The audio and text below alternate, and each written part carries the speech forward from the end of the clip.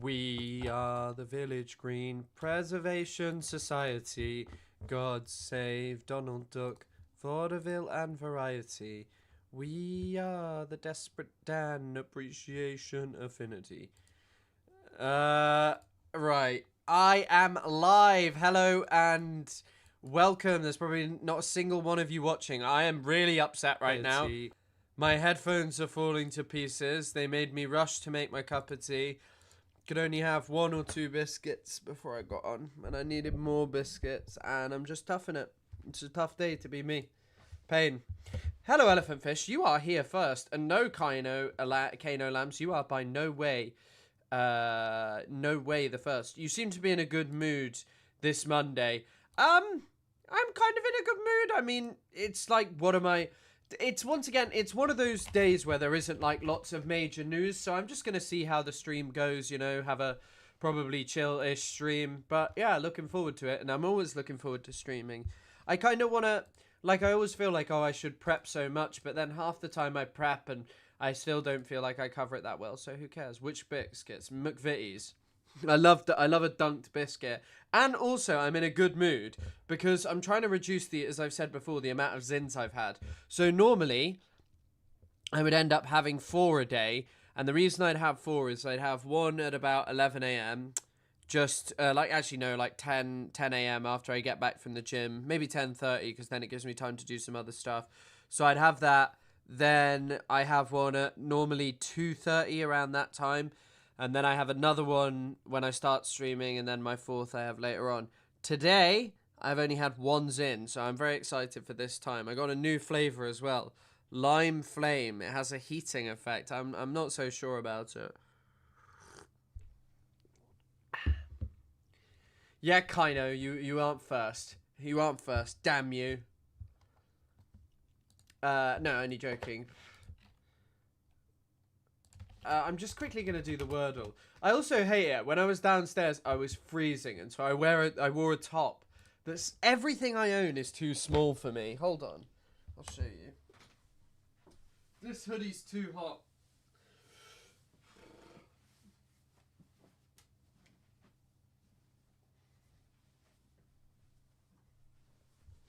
This hoodie's too hot, and I'm wearing my Capone and Noriega t-shirt. And this is way too small. I've had this since I was 16. I'm 25 now. It's not great. Put this on there. It's not so cold.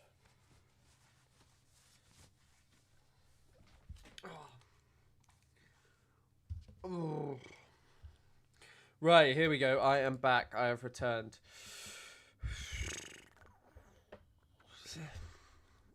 As in 1 pouch. What do you mean 1 pouch? Give dogs cigarettes, one of my people with the favourite names. These are a funky colour as well. They're yellow. You're on 1 box. 1 box per day. Yeah, you do need to quit the cigarettes. Old shirts are comfy though. Yeah, but not when they're fucking size medium. This is a Supreme shirt that I bought for £20 or like £25 when Supreme was really popular, and I've worn it so much.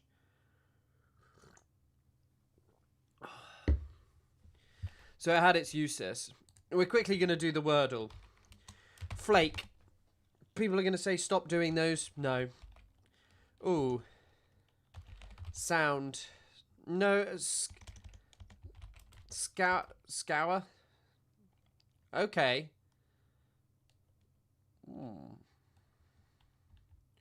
Okay, so I think it has to be S there. Dross? Okay, so it starts with R, S, and it's only 1 S. Hello, Tara. Welcome, everyone. Good to see you all. Hope you guys like the podcast. I hope you guys enjoyed that if you've seen it.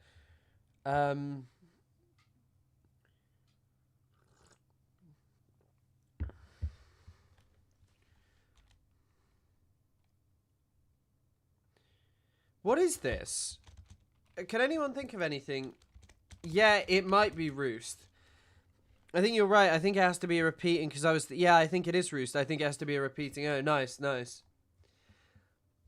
I was trying to work it out, and I was like, could it be RIO? But then I was like, there's nothing like that, so it must be a repeating O. And then I couldn't think of what it was.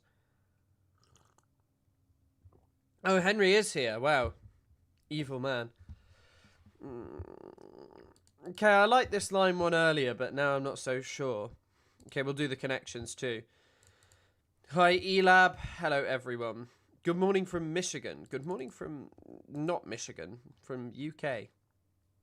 From somewhat sunny UK, which I fucking hate because you can probably tell the light's spilling onto here, which I don't like because I don't have a blind, which I need to get sorted. I know, Isaac had a tough time getting hype mogged, Mint Cat. That boy has not recovered. Every day I get a message saying, hey, did I get mogged? Was I owned?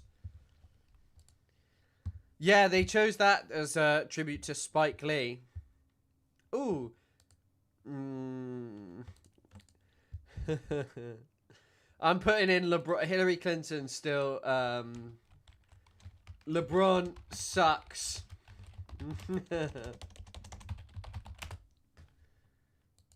LeBron's getting in there.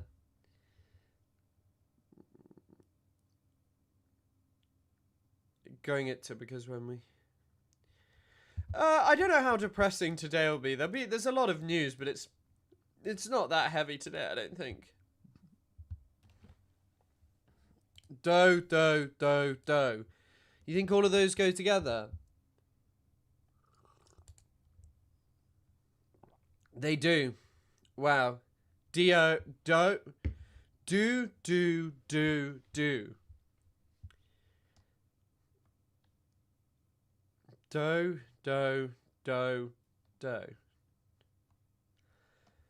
Okay.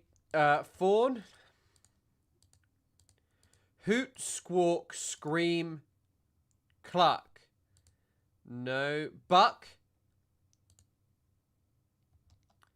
Which one is it? Cackle. Scream.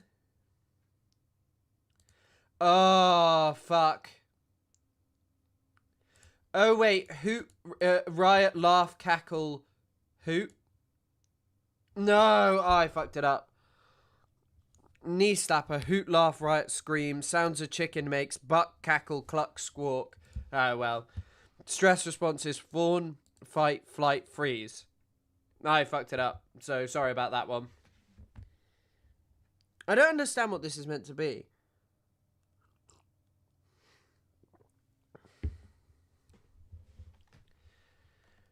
I wish I'd got that. That was not even that hard of a day. Okay, did I set up any Mimi stuff? I guess I didn't really. That's unfortunate. I should have done that. We've got a lot to cover anyway, so who cares? I guess I'll just interact with the chat for a little bit before we start streaming. Oh my god, actually, wait. I think this falls within the meme category. Have any of you seen this of Pahlavi? You evoke the option of a constitutional monarchy as an option. How can it be a realistic option if you don't acknowledge what went wrong with the previous monarchy? Thank you. Aren't we talking about the future? Yes. So why are you talking about the past? Maybe it's make a difference for people that maybe consider these talking options. about the future. And the Iranian people are smart enough to understand that in any democratic exercise, elimination of options is not the way to go. Democracy is not about exclusion, it's about inclusion.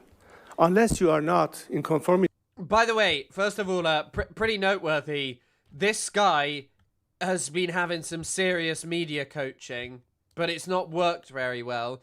Because why would you not talk about the past?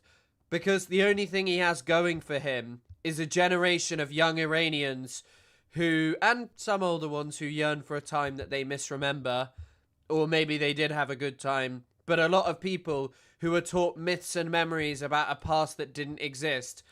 So if he was to actually talk and speak frankly about what his father was like, it would undermine the notion that he's going to offer anything different. With democratic principles. So as long as you're coherent in It is utterly Hey, ridiculous. Honeybee, welcome to level 1. Thanks for becoming a member. Ow, my head just started hurting. with democratic principles, there are multiple options on the table.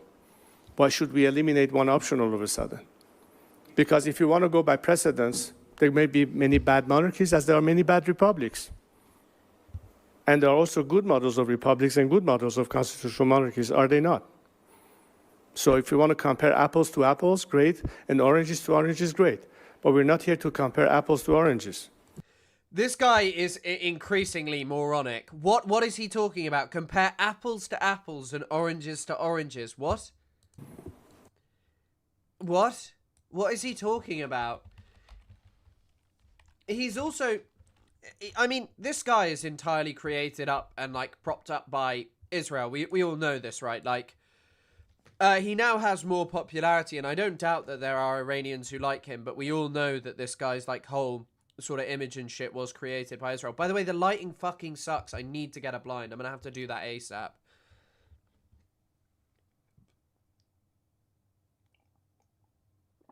I don't actually know what he meant there when he said, if you want to compare apples to apples, great, and oranges to oranges. I'm not sure what's the apple, what's the oranges, and what he's talking about. Apple is not an orange.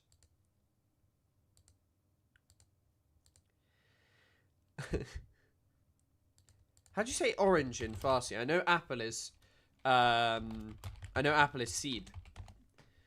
Naranji. Wait, is that the color? Or Portugal is it? That's how you say it. Sib na Portugal ast. Nist. Sib na Portugal nist. I think you would say. Means apple is not an orange. And is anyone Iranian in here? Because is it Mogaya say Kardan is to compare? I don't remember.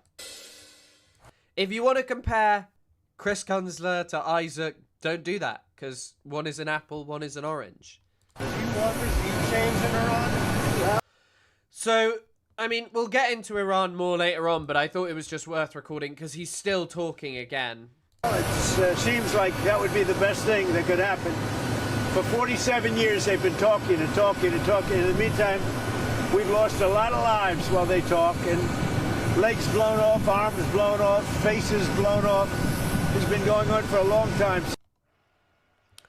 That's President Trump on the potential for regime change in Iran as Washington and Tehran engage on a deal that would stave off military action against Ayatollah Khomeini's brutal regime. And as a U.S. armada is expanding in the Middle East after President Trump ordered the USS Gerald R. Ford and its escort ships to the region from the Caribbean Sea after taking part in the capture of former Venezuelan President Nicolas Maduro last month. The world's largest aircraft carrier will now join the USS Abraham Lincoln Strike Group, already positioned in striking distance to Iran.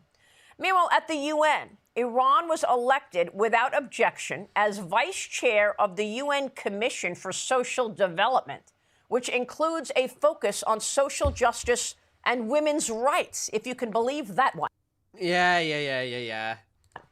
As tens This is their favorite thing to bring up when Israel is still at the UN. of thousands of protesters have reportedly been killed in Iran since the anti-Khomeini protests began.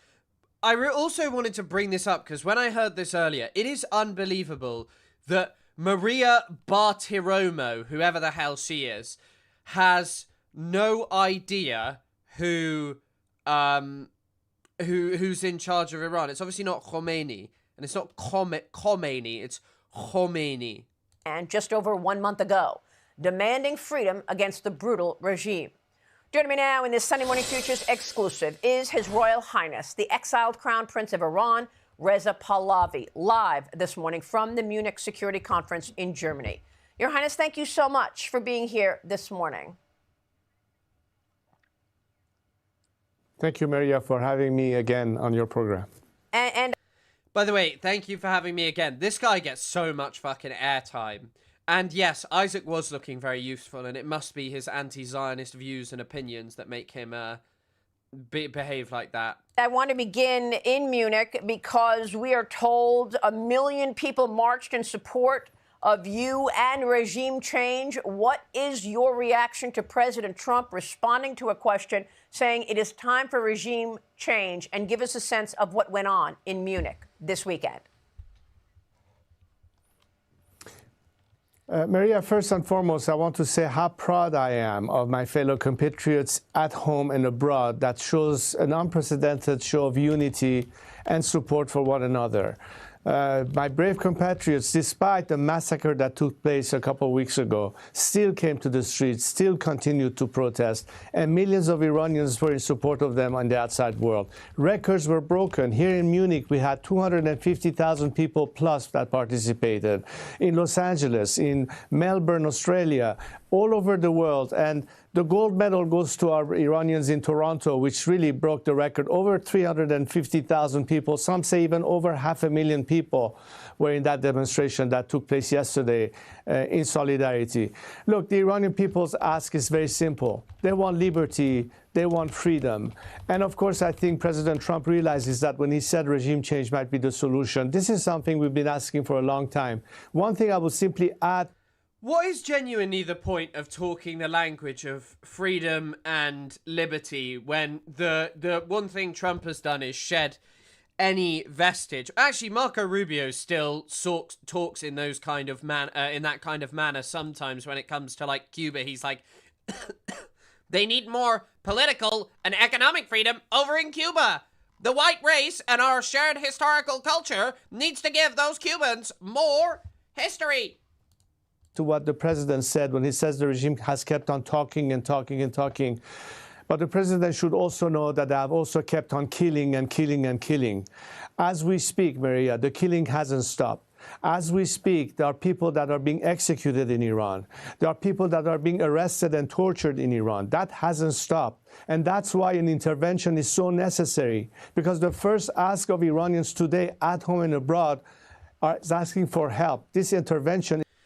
Quick note as well, if killing and mass torturing is something that means that you deserve to be, you know, regime changed, what do you think should happen with Israel? I mean, this guy's career is owed to Israel. We all saw that stuff about how bot accounts prop him up. Also, Twitter is just a funny thing because I think Twitter inflates the narratives about anything that it wants to make it look more popular. Really, whatever Elon Musk is interested in, and obviously he's someone who has tweeted in support. Elon Musk, has tweeted in support of all of this, of the Iranians.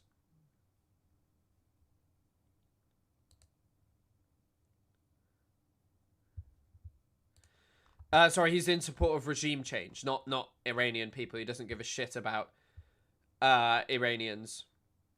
Is a humanitarian intervention to save lives that will otherwise also continue to be lost. This is how important and critical this intervention can be. And irrespective of the regime buying time to negotiate, which will never pan out because it's been a pattern of behavior by them that's simply buying time. Meanwhile, people in Iran are dying. And I hope the president realizes how urgent the intervention could save lives and also help us put an end to this unwanted regime.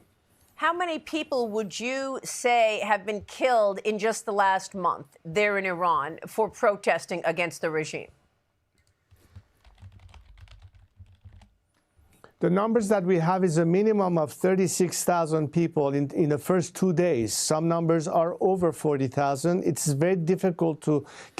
By the way, once again, if this many people had been killed, I don't think there would be any Western media in there. Like, Western media is in Iran. The BBC is currently in Iran. There are loads of people in Iran. No one has been able to prove this number of people killed. It's largely based on things like this. So there's a report here that's mentioned by the Sunday Times, which is a network of Iranian doctors who estimated between 16,500 and 18,000 and hundreds of thousands of injuries. One doctor quoted in the report described the killings as genocide. How these killings would constitute a genocide is really beyond me. Because, and once again, it's just throwing around a word that's emotive when they don't actually care, you know.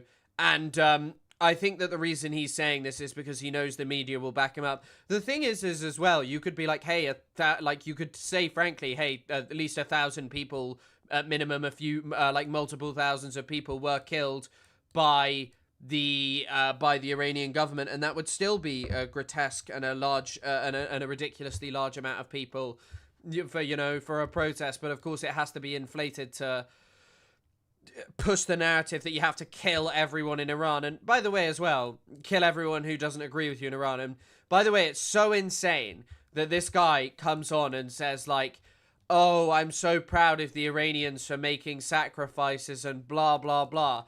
Go make a sacrifice yourself. Do something. You haven't been to Iran since you were a child. Calculate the full tally, but in the meantime, at least 40,000 people have been arrested. The number of people who have disappeared is yet to be completely realized. We had over 330,000 people who were wounded. In the meantime, the regime continues its killing by finishing people off on their hospital beds. They have coerced and they have threatened hospital workers and doctors. It's unbelievable, the level of atrocity that occurred in Iran. And I think the world now is realizing, thanks to social media, because as you know, internet has been disrupted and there's very little reporting done from Iran. But for what we see and what we gather, it is horrific what's happening. This is really on a scale unimaginable. And I think many people in the world today are showing their solidarity, not just normal people, but we're beginning to see legislators and government taking a strong stance. Chancellor Merkel here in Germany called this regime illegitimate. The foreign minister of Canada clearly stated a very strong words, and Europeans are beginning to join this momentum. This is huge for the Iranian people that we're finally getting acknowledged as being the victims, and the criminal behavior of the regime can no longer be tolerated. Sir, you have positioned yourself as really the most recognizable face of the Iranian opposition as these protests continue. What do you want to say to skeptics out there who say the people are not polling that way and some people may not want to see a return to the former situation before Khomeini took over? Maria, you and I have spoken many times on the subject, but for the benefit of those who may hear it for the first time, the plan that we have for the transition ends up ultimately with the Iranian people having a choice to determine their future by the means of the ballot box and free elections. By the way, this guy has said as soon as he gets power, he'll recognize Israel. So, like, he is not interested in democracy or anything to that effect. He's just saying nice buzzwords that sound good to Western audiences and people who watch this and are like, oh my God, he's going to change things, right? I offer as a transitional leader to that end is to galvanize and unify the opposition, the secular democratic opposition, irrespective of whether they are pro-constitutional monarchy or pro-republic, to be able to have a healthy debate over the subject, but allow the majority of Iranians decide what should be the future of Iran in a democratic process that will be completely transparent and under international observation. The only way to ensure that the people of Iran stand up to be counted is to guarantee a process of free election in the ballot box. I'm here to offer that bridge to that future. That's why people trust me, believe in my leadership, and are solidly standing behind me so I could do my job and provide that alternative.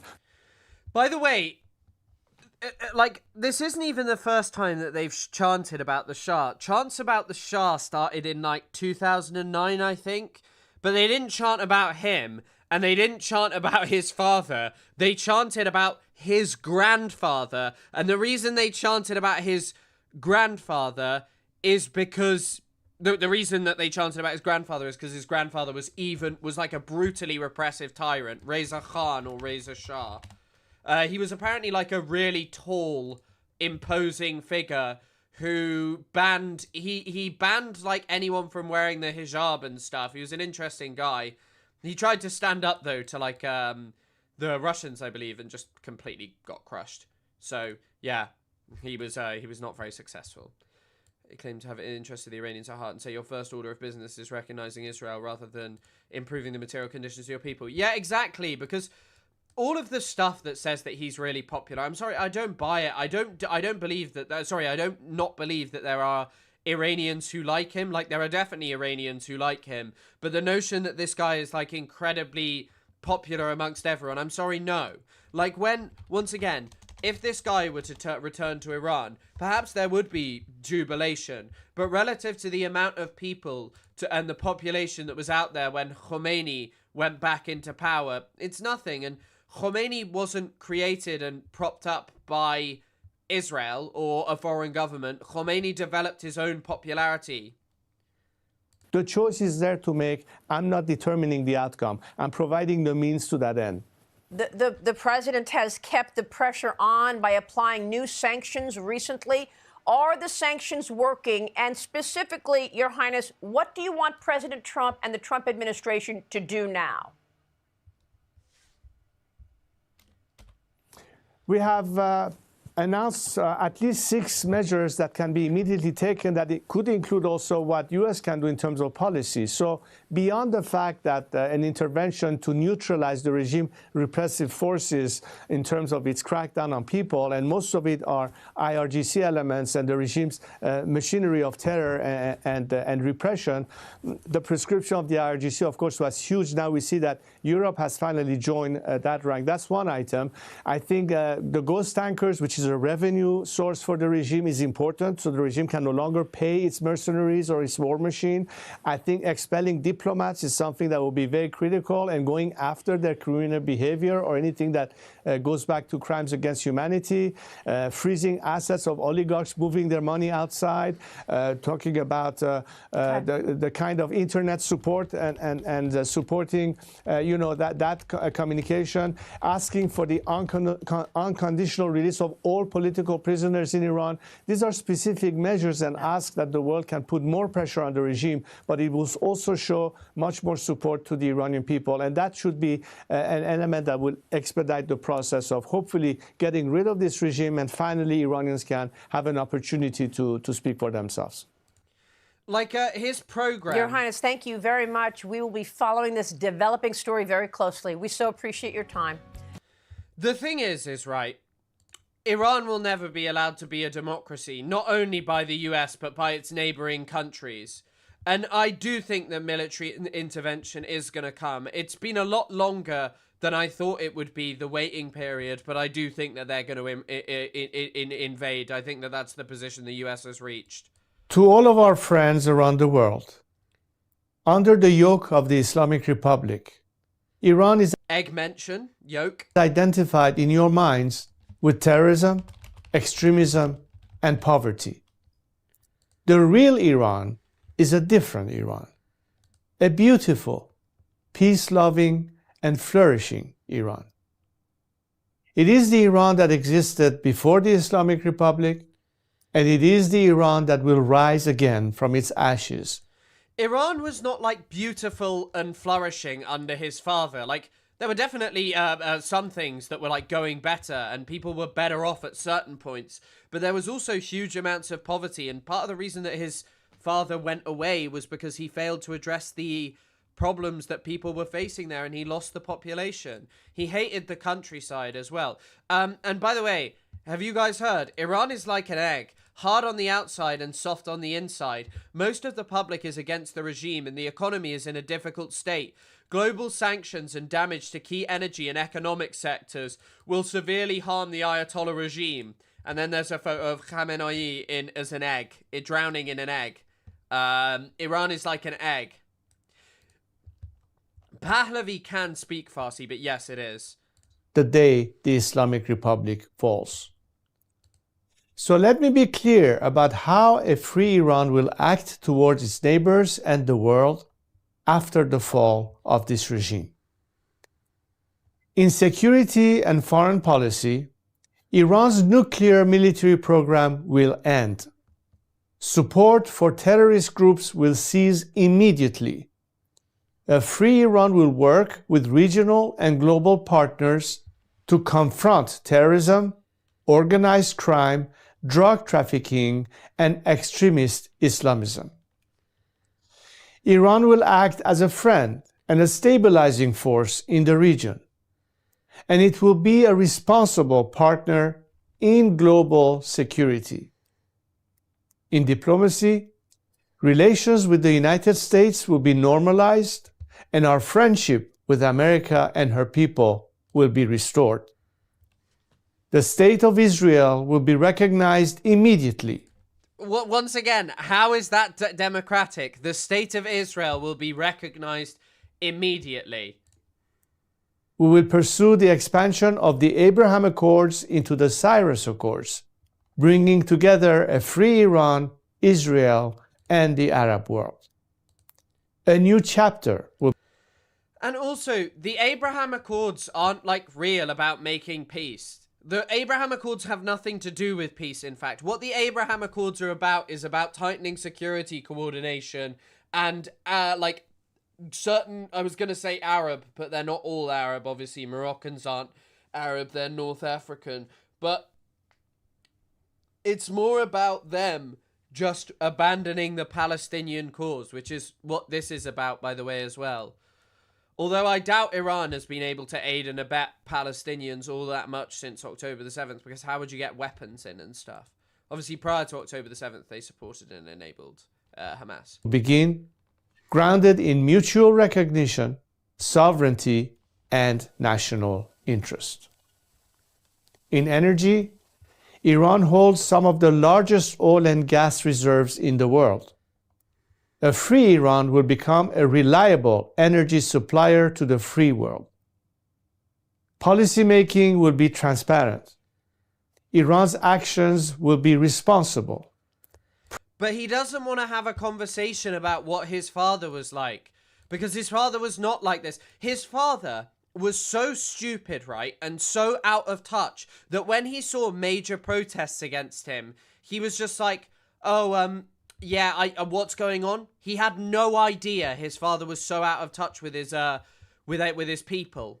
Prices will be predictable.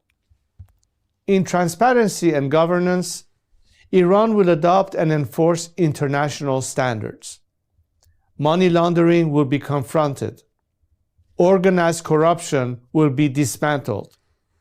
Public institutions will answer to the people.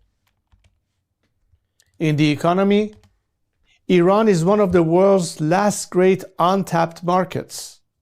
Our population is educated, modern, with a diaspora that connects it to the four corners of the world.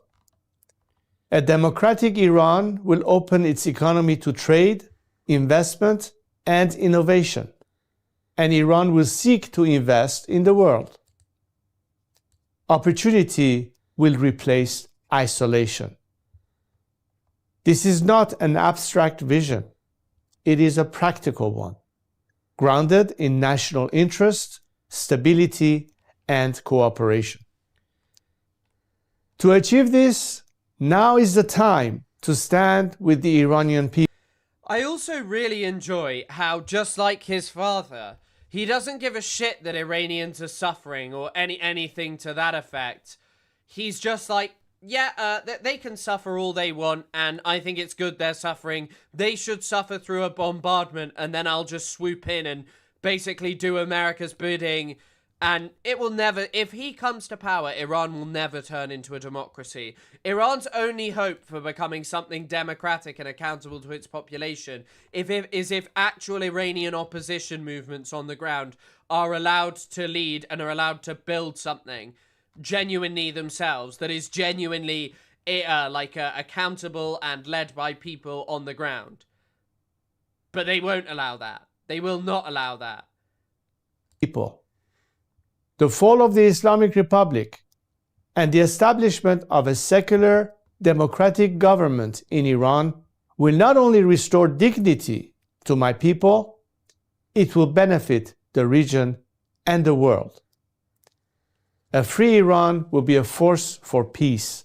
He's also reading off a script. For prosperity and for partnership. Reza Pahlavi, rise Iran! It is utterly ridiculous. Hey, Elephant, shout out for the donation. Shout out for the 100 Norwegian NOK. We need to have learned the lesson by now. If the US/EU politicians and mass media suddenly starts calling about a population somewhere, some sinister shit is afoot. Caring, sorry, not calling. Yeah, I mean, the thing is once upon a time, you know, well, no, not once upon a time. It's always been this way, unfortunately. Like, they only care about people in the context of basically trying to do regime change there and further American imperial interest. That's literally it. They don't care about anything else. I'm sorry, they don't care about anything else. Like, listen to him here. I wonder what he's saying here. Thanks for the donation. But yeah, it's like this, and especially when you hear things repeated uncritically. Also, I better upload my thing saying, "Yo, I am live." No, I need to do it on Instagram. Also, my headphones are so fucked. I really need a new one.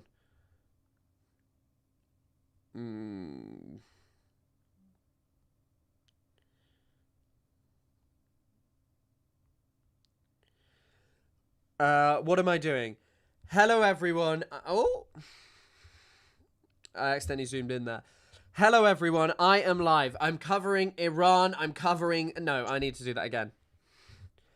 Hello, everyone. I am live on YouTube. I'm covering Iran, the negotiations with the US and what's happening there. Reza Pahlavi. I'm going to be covering Hillary Clinton sucking, Marco Rubio's insane speech, and so much more. So if you want to come in, link is here if you're seeing this on Instagram. Otherwise, you're seeing it on TikTok. It's in my bio. What's your headphone budget? I just want ones that don't have a microphone. I guess there's not like a major budget. Obviously, you don't just want to spend like inordinate amounts of money on fucking headphones, because what's the point? But just some decent ones. I want smaller ones. He doesn't even want to come to Iran. He wants to do everything online. Can this be the first ever terminally online government? Actually, that status was taken a long time ago by Elon Musk and his weirdo friends.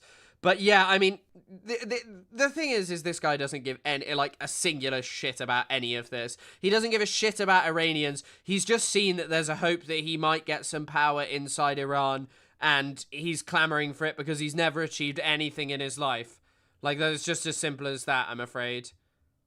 Sorry, someone called Templars Crusade is liking my posts, and I feel like they may not be posting stuff that I love. But I can't see them right now. In fact, I will look at what they post. Oh, no, wait, no. This person just paints really nice Warhammer, so apologies. I thought that when he was posting, like, Templars Crusade, you see that name, and I was like, but then I realized he just paints Warhammer, so shout out to him. Also, I don't know if, Dinos is in here. Someone said that Daniel Denvir looks, at least from the thumbnail you chose, looks like Ezra Klein if he spent 40 days in a cave with ayahuasca and came back out woke as fuck about politics in a used-to-be mega hippie but toned it all the way down kind of way. I enjoyed that. Really nice Warhammer is a red flag. Is it? Is it? If that's true, he knows there will never be any kind of power there. He's doing it for the Sire bag. Yeah, I mean, probably is getting a big bag out of it, but I don't know. I think he's interested in power as well. I think people like this, he has self-interest, you know. Sorry, I'm about to sneeze. I need to blow my nose. Hold on.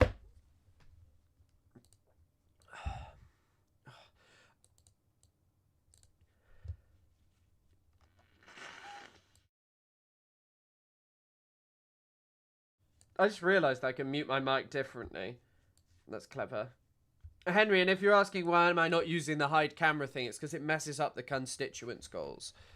We are doomed. I don't think Iran can be saved, honestly. I don't want to always feel doom and gloom about stuff like this. I think I worry that, you know, if this is all that's going to be on offer, and if America is really the only person who might shepherd Iran into some kind of developing or, like, better situation, it's a worrying prospect, but I also have hope that Iranians can build some kind of future that's meaningful to them. By the way, but maybe not these Iranians. They were chanting, "We are Aryans, we don't worship Arabs."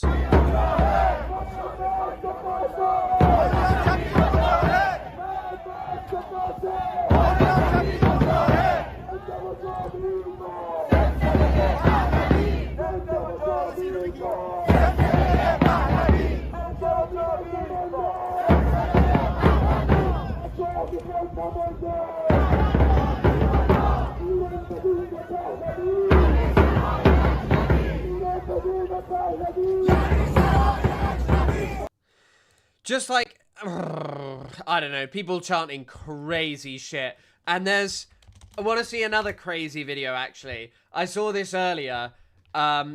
This video is actually insane. So, yesterday in Munich, I met this honorable gentleman from South Korea, interesting, who had traveled there with his Iranian friend. Even though he was completely drenched, he stood with dignity and spoke with me. What mattered most was not the rain soaking through our clothes, but the solidarity he showed, his clear, heartfelt support for the people of Iran. In that moment, his presence became a powerful sign that our struggle is seen, that our voice is heard, that beyond borders... By the way, every government in the West is bootlicking you. So, yes, of course it's heard. The same governments who do nothing about Palestine, nothing about the suffering of Sudanese people.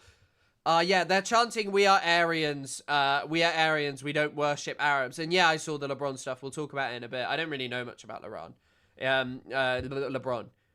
Hi, thank you so much for being here today. Where are you from? I'm from South Korea. South Korea. Yes. What's the reason you are today here? I have a good friend from Iran, and I know he's suffering and his family suffering.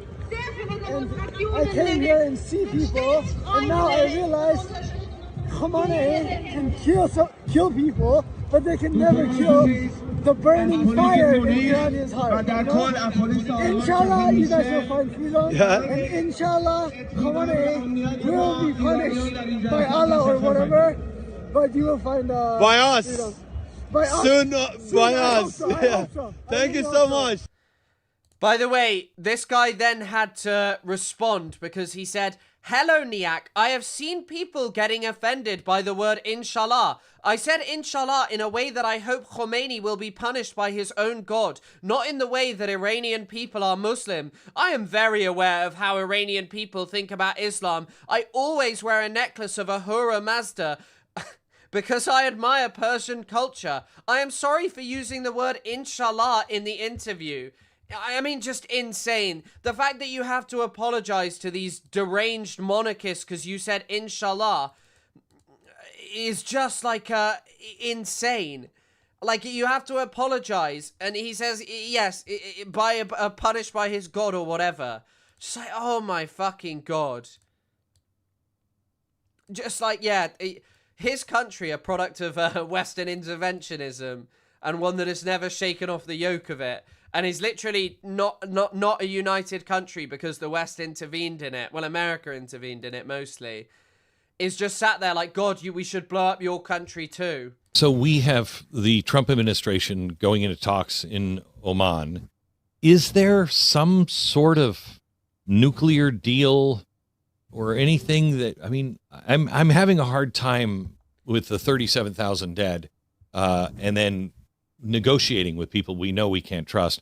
Is there any kind of deal that could come out of there that would be satisfying to you or to the Iranian people?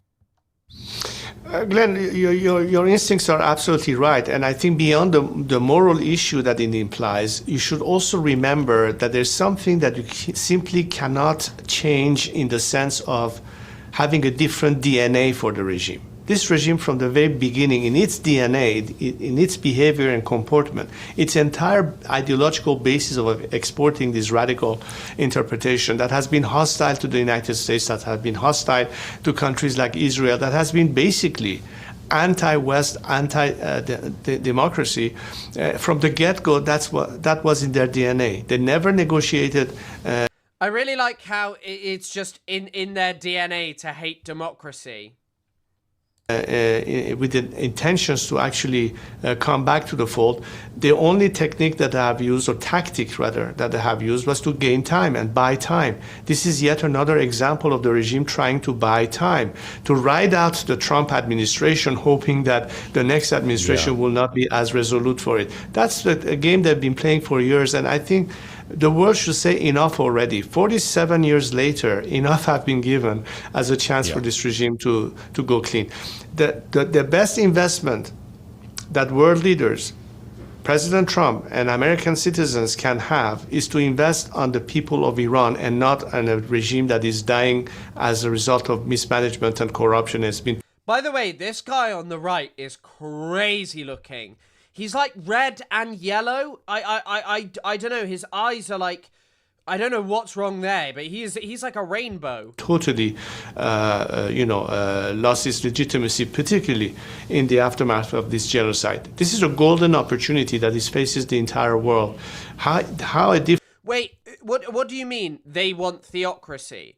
Are you talking about the Iranian government? Because yes, most definitely there are figures within the Iranian government who want theocracy, but using Israel and America as people who are apparently lovers of democracy, like, put frankly, the power of the US and the power of the West to destroy democracy and the multitude of examples that you have of that, the multitude of examples that you have of that are like, are far grander than you have of Iran doing that, because there are so many more examples of it. Different Iran would be able to be impactful in changing the entire circumstances the world over, starting with our own region. This regime has fallen way short of that. It does not represent the Iranian people. Negotiating with this regime is another slap in the face of the Iranian people. I don't think Iranians should have died in vain. They deserve better. And I think President Trump is someone who is a man of his word, is a peacemaker, and he understands that the best way to achieve peace is not to rely on a regime that will betray you yet again, but a nation that stands ready to step in and say, we are your friends, we are your partners for a different future. So correct me if I'm wrong, but what I hear you saying is you're not going to be satisfied, neither would the people be satisfied with just a nuclear deal. Iran hasn't invaded another country for like 200 years. I mean, technically they supported Assad in Syria, so some would say that they invaded there.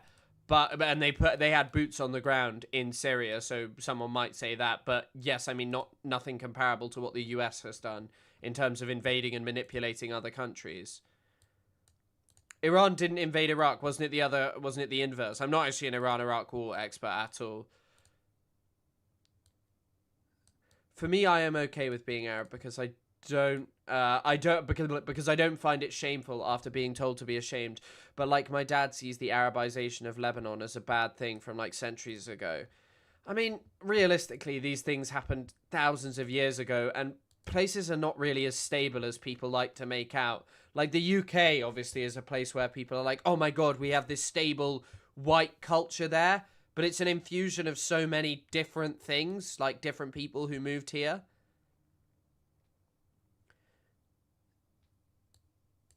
Invaded. Weren't they invited? Yes, by the government, but people would still say they invaded.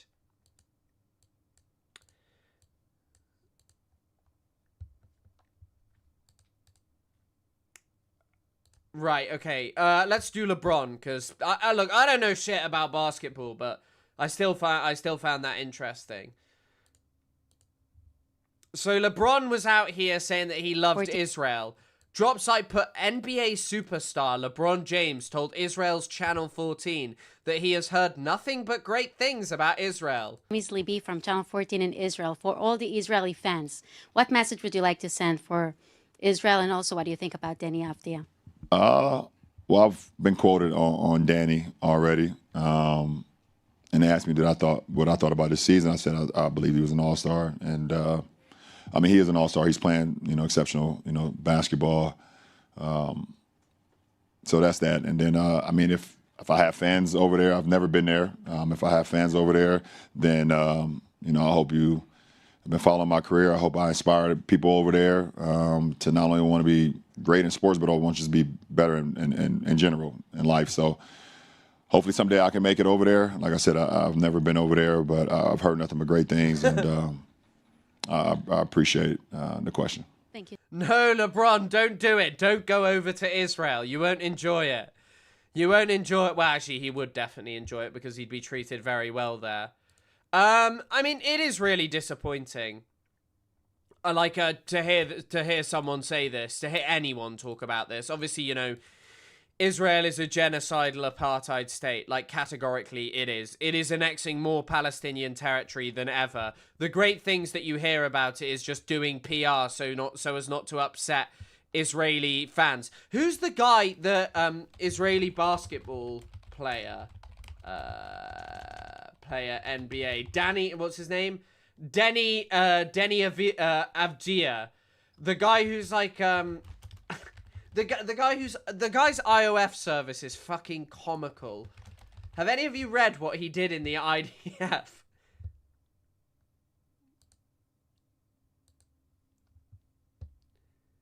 So Denny, I mean, this is also, by the way, this is why, like, the defense of just calling yourself, I was a secretary in the IOF doesn't really run with anything to do with, you know, with reality. Listen to what this Denny guy did.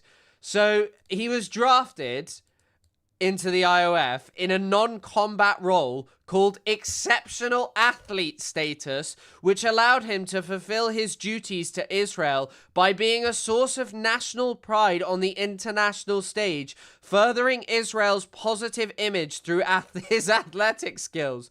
I am happy and proud to join the IOF, just like every other citizen of my age, said Avdia. I will do Avdija or Avdia, I assume it's Avdia. I will do whatever is asked of me, just like I do on the basketball court. Excuse me. After a series of Palestinian attacks in Israel in early 2022, Avdia wrote the phrase Am Yisrael Chai in Hebrew on his shoes. What was that? Were those his basketball shoes, or were those just his general shoes? Bro was just walking around with Am Yisrael Chai scribbled on his boots. It's like you know, Woody when they when Woody they check the bottom of his shoes, it just says Am Yisrael Chai. No, he was bored and wanted to go on an IOF propaganda tour. Okay, here we go. Avdia said he was frustrated by the politicization of his career and expressed a desire to be recognized primarily as a basketball player rather than for political issues. Bro, you were writing Am Yisrael Chai on your shoes. Come on, bro. You can't even let your shoes be apolitical. You gotta have fucking political shoes, my guy. Come on, bro. He survived the IOF as a sports-washing propagandist. Bro is so scared of killing innocent Palestinians without air support that he couldn't even serve in the IOF. It is utterly ridiculous. Christian Democrats, the Catholics, the third way. No, that's quite a broad question. Can you explain the Christian Democrats in Germany and Italy, the Catholics' third way espoused by the Vatican, and the JFK FDR Lloyd liberal? No, I mean, what would you like me to explain about it? I would have to do quite a bit of prep to start talking about that. I'm not an expert on Christian democracy. I've just read bits and pieces about it. But, like, I mean, what I will say on that topic is a lot of people believe that we're secular, but the vast majority of post-war constitutions in Europe were written with the influence of major Christian parties. And, like, Germany has pretty much always had a Christian party going on. Like one that's, you know, the CDU that's based in it. But I'm sorry I couldn't give you a better answer, Thomas, but thank you for the donation. Israeli Prime Minister Netanyahu publicly congratulated him, and the announcement drew political attention and online commentary, including abusive and anti-Semitic messages related to his Israeli background and past military service. By the way, I really like how abusive and anti-Semitic messages... By the way, when you're talking about someone's past military service, that's not anti-Semitic. Like, it's just not anti-Semitic, is it? You're talking about someone who served in the IOF, who served in the IOF by doing propaganda for the Israeli state. Like, that's it, right?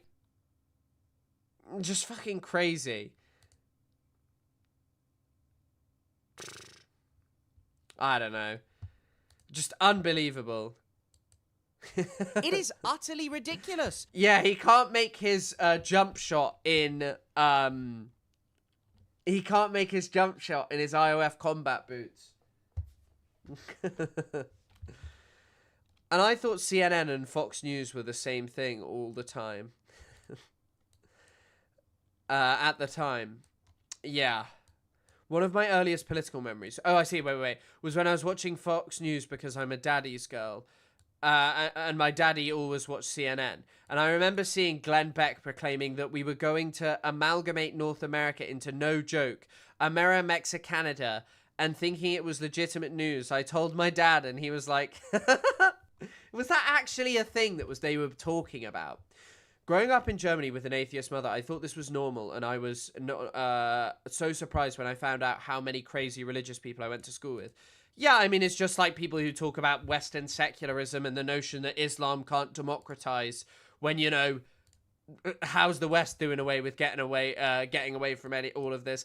Oh, by the way, though, Spike Lee was dripped out to all hell. Look at what this guy's wearing. He's wearing something with the Hamas red triangle on. And I assume that's the Hamas red triangle. Maybe it's not. Actually, I mean, I don't know what else that could be. Look at this. Wow. That is, by the way, a lovely, lovely piece. Look at his man bag as well. Bro could be shot in anything in there. Wow. Look at that. That is a fit and a half. That's, by the way, how LeBron should be pulling up. Look at this picture of him as well. He looks fire. He looks fire. Oh, of course it's the Palestinian flag. Of course it is. Sorry, I didn't even clock that. You're right. It's not the Hamas red triangle. I do apologize. He is not showing solidarity with Hamas. I have realized it. Sorry, I couldn't see it when it was like that. I didn't think. Thanks for you guys are clearly more observant than I am. Well done on that. But no, this is a fire outfit. Punishment for his support. Yeah, I think he's bolding because he supports Israel.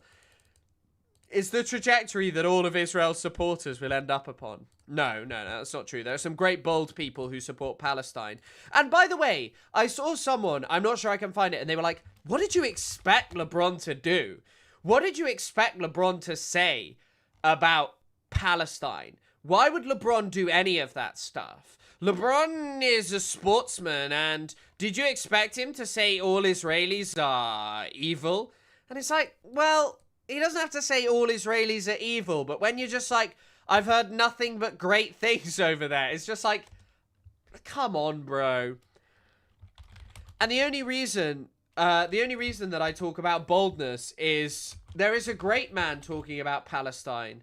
And there's Pep Guardiola, by the way, is just unbelievably based. Have any of you seen him talking about immigrants recently? In the world, the problem that we have in all around all the countries, like we treat the immigrant people, so the people come from another country. That is a problem that our countries will have, and is a big problem. The fact I am a Catalan and you are British, what influence we had when we were born with mom and dad, right? And we were born in there, and I think everybody want to have a better life. Every people want to have a perspective to have a better future for themselves, for the families, for the friends, or for whatever. And sometimes opportunities comes in the place where you were born, and the place that maybe you go. And today, before it was so difficult to travel, but today in 1 hour you can be in everywhere. So that's why the moment we start, the color of the skin or the place where you were born don't make a difference. The moment we are starting, still we have a lot of work to do about that. So that doesn't make me feel for the fact I was Catalan, I am better than you. No. I grew up, I met incredible, nice people, traveling, and that is what it's about. But don't make me feel better just for the fact I was born in one place different for the other one. And most of the people run away for their countries for the problems that are in their countries, not because they want to leave. And as much we embrace the other cultures, embrace it, but truly embrace it, that we can be better. So this was in response to Jim Ratcliffe, but where he's been at his most based is he said Israel was doing genocide. And look, he works for an abhorrent institution, the Manchester City. Manchester City is awful in terms of its existence as a club. Its owner is particularly awful, even amongst owners even amongst a general sports, and football is not a great sport. But let's just hear what he has to say on Palestine. We had the info in front of our eyes, watching more clear than now. The genocide in Palestine, what happened in Ukraine, what happened in Russia, what happened all around the world, in Sudan and everywhere, what happened in front of us. Bro, this is the moment where Pep Guardiola leaving Manchester City became an inevitability, because no way is which one is it? Is it Tahnoun bin Zayed who owns it? No, it's definitely not. Sheikh Mansour bin Zayed Al Nahyan. Mansour, sorry, not Tahnoun. But yeah, Mansour owns it, and he's a big player in it. You want to see it? There is someone who see the images what happening all around the world, about the wars around the world. You don't affect me? He is not question about who's right or wrong. Every politician, right, left, right wing, left wing, can, of course, have to. Everyone, the ideas can do it. That, but there is someone here that no affect will happen every single day. But today we see it. Before we could not see it. Today we see it is not something new. Touch something. It hurts me. For me, it hurts me. It would be the opposite side. It would hurt me. It would harm for another country. It hurts me. It's not about the position. So every argument. By the way, he also just kept doubling down on this. He's generally on Palestine being very based, because he doesn't come across as like the nicest of individuals. If any of you are into football, do you remember when he scratched his head? But he was just being he has been very based on Palestine. I'm sorry. This is my feeling. You can discuss when completely kill thousands of innocent people, it hurts me. It's no more complicated than that. No more. I have a lot of people and friends for, for many, many countries, a lot of friends. But when you have an idea and you to defend, you have to kill thousands of innocent people. I'm sorry, I'm a stand-up, always I will be there, always. I cannot imagine anyone cannot feel that. When you see the images every single day, the fathers, the mothers, the kids being happen what they happen, being destroyed their lives, and absolutely the people cannot feel a little bit of be attached. I'm sorry, I cannot feel it. You do have to say, fair play to this guy. Like, just compare that to LeBron going, actually, I hear great things about Israel. I'm not such a fan of hearing all about that, I'm not such a fan about that. And also, he really blows out of the water, so many other people on this topic, like Mohamed Salah. Let's see what I actually want to see. I've never seen this video. Let's see what this guy had to say, who came out recently supporting loads of crap. Yeah, and I think within reason, that's his gift. I don't think anybody should be limited by the fact that he's a football manager and should stay in his lane. But by the way, once again, a very strangely coloured individual. What is going on with his face? Why is it so red? Football press conference, he should be saying, with due respect, this is a football press conference. I've made my views very clear in other environments where I think it's appropriate for me to speak. I'm really here to speak about football. Then other people would say, shut up, Simon. He has a voice. He's entitled to use it. And the higher profile people that reach big audiences, the better it is for us. And of course, then you'll see the Jewish community react, which we've seen as a reaction to him saying certain things about the genocide in Gaza. They will also remind themselves of the challenges that the Jewish community as a whole are having visited upon them, because they're being categorized as having one view, one circumstance, and being the bad guys in the room. And Jewish people in this country are being significantly disadvantaged and living in a very difficult culture. Significantly disadvantaged. By the way, once again, someone who's telling you about how disadvantaged the Jewish community is was giving speeches in favour of Jim Ratcliffe in his tirade against immigrants. It is utterly ridiculous. We need to collect the bold Avengers with him, Zidane and Cantona, led by Javier Bardem. Why's Javier Bardem got to lead them, Thomas? Is that because he's got hair? Are you discriminating against him? Thanks for the donation, but why Javier Bardem? Javier Bardem isn't bold. Wait. So there was... But Kyrie Irving was wearing a shirt in solidarity yesterday. He wore this press t-shirt that's in solidarity with Palestinians, journalists killed in Gaza. This one.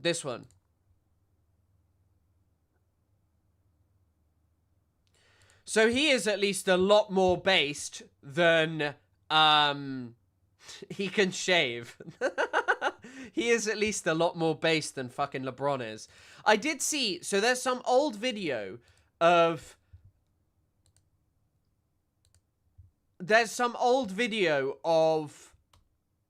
Kyrie Irving. Kyrie Irving did share something pretty crazy. This is an old video, though.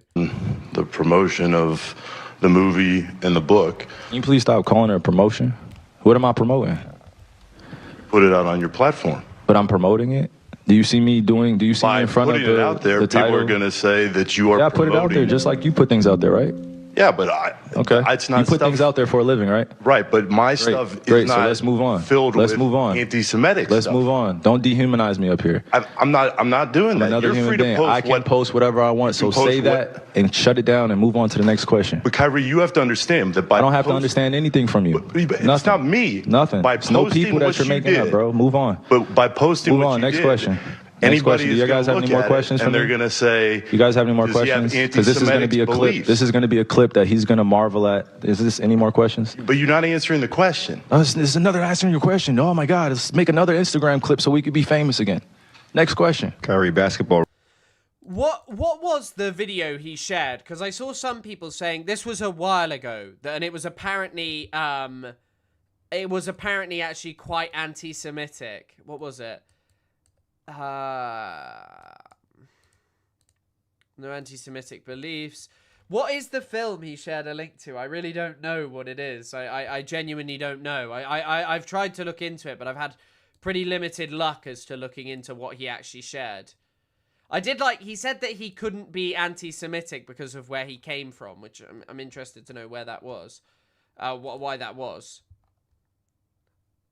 The best basketball players in the world, Kyrie Irving, that have high in 2021, a 30. Okay. Right.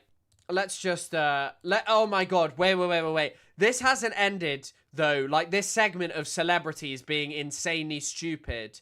It was some anti-Jewish conspiracy documentary that was banned. Okay, that makes sense.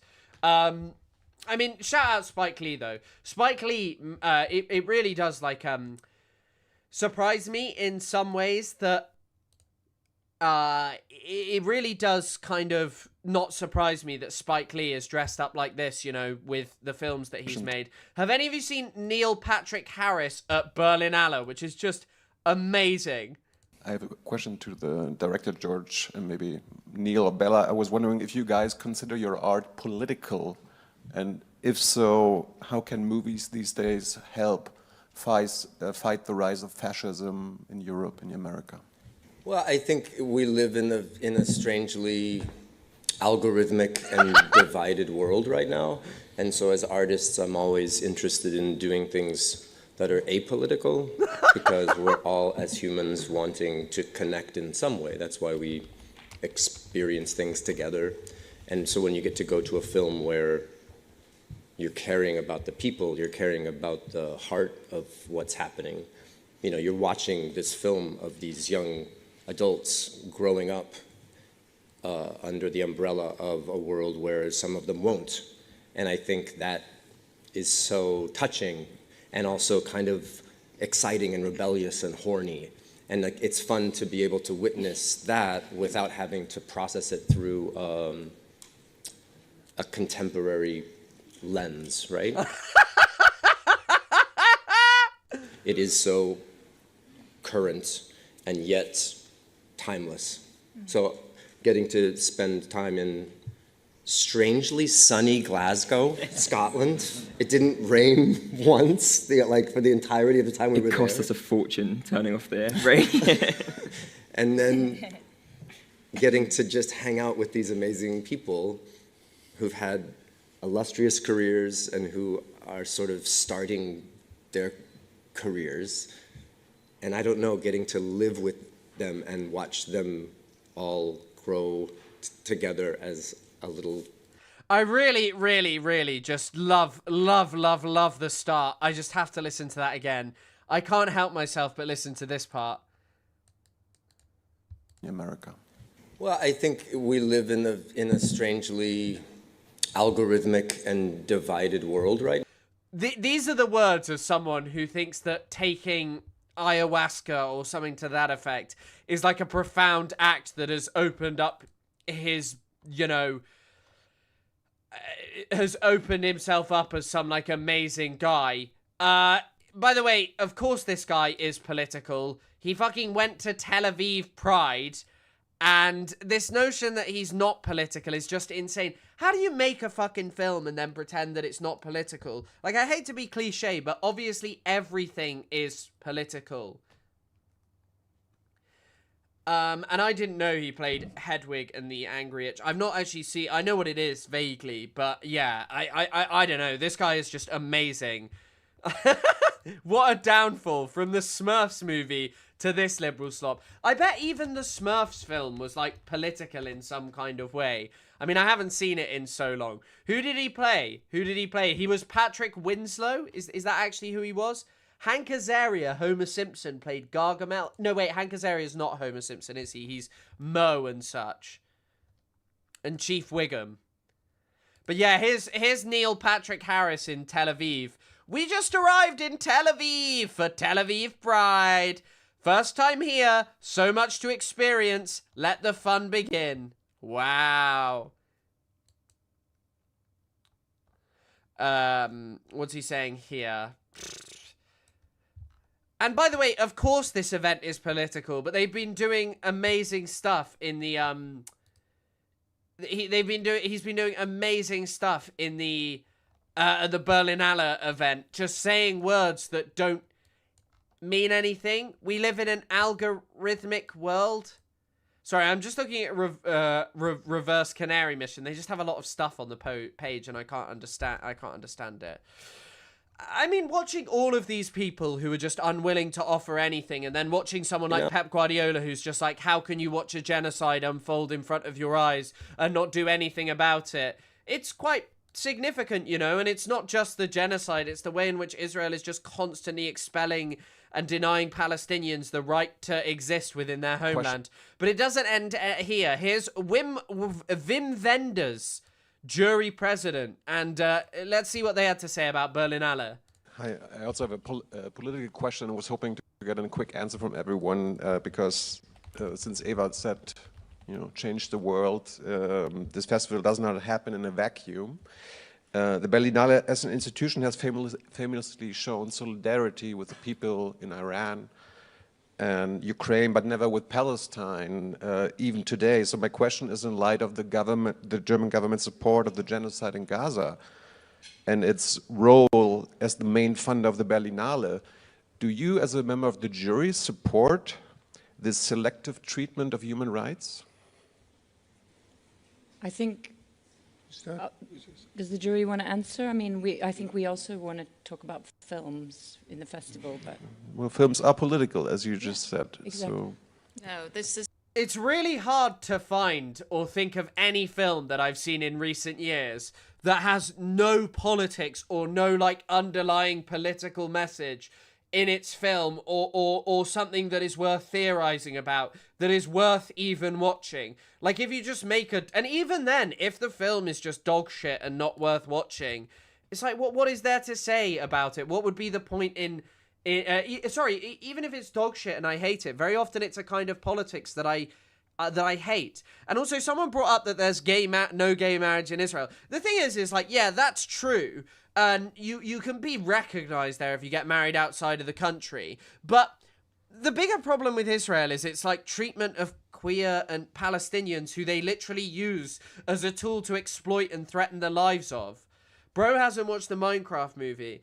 The Minecraft movie is political because it's bigging up, like, terrible things. The terrible evil game that is Minecraft. The films are not political in the meaning of the word. I think you think of the meaning of the world. The films are... The things that these people are saying to get out of talking about the politics of Palestine is just amazing. The films are not political in the way that you think. By the way, Eva Puszinska, I don't know, Puszinska? She was involved in making Zone of Interest in some way. She produced Zone of Interest? Yeah, she's credited on Zone of Interest, which, by the way, what's his name? Jonathan Glazer literally spoke about Palestine in relation to. As Wim said, it's about empathy. It's about trying to understand. It's about having, making your own mind. And I think this is really like asking us this question is a little bit unfair because, we are trying to we use the word change the world, but of course we are trying to talk to people, every single of the viewer, and to make them think. But we cannot be responsible for what their decision would be the decision to support Israel, or would be the decision to, support Palestine, or, we can talk about Senegal and all the other wars, By the way, it's also so funny because she's so out of touch that she starts talking about Senegal when she means Sudan. And yeah, someone said, Edna Mode. It was political when she told Mr. Incredible that he wasn't allowed a cape, And the level of, yes, I know, these gymnastics are impressive. The films are not political in the sense that you think, because they don't tell you how you should think and feel about Palestine. And it's like, what? What? What are you talking about here? No, you just pointed the biggest, but there are many other wars where genocide is committed, and we do not talk about that. So this is very complicated questions, and I think, as I said, it's a bit unfair asking us what do we think, how we support, not support, talking to our governments or not. Because that's the politicians, I'm speaking for myself. I go to elections, I vote, using my, right as a citizen of Poland, as a citizen of Europe, of the world. And I go to marches, I support causes which I think I should support. But all of us here may have other things and take other decisions. So I think asking us these questions and expecting the general kind of answer is not fair. I'm sorry. Thank you. What an amazing answer. Wow. Yeah, I've seen a lot of you make these comments. I cannot take any director or actor seriously if they don't acknowledge politics or in film. Film and all art is inherently political. What's that famous quote? Oh, what is that famous quote? Walter Benjamin.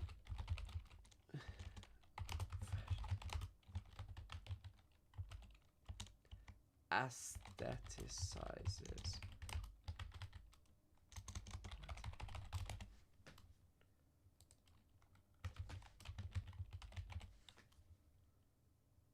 Here you go, the famous Walter Benjamin quote.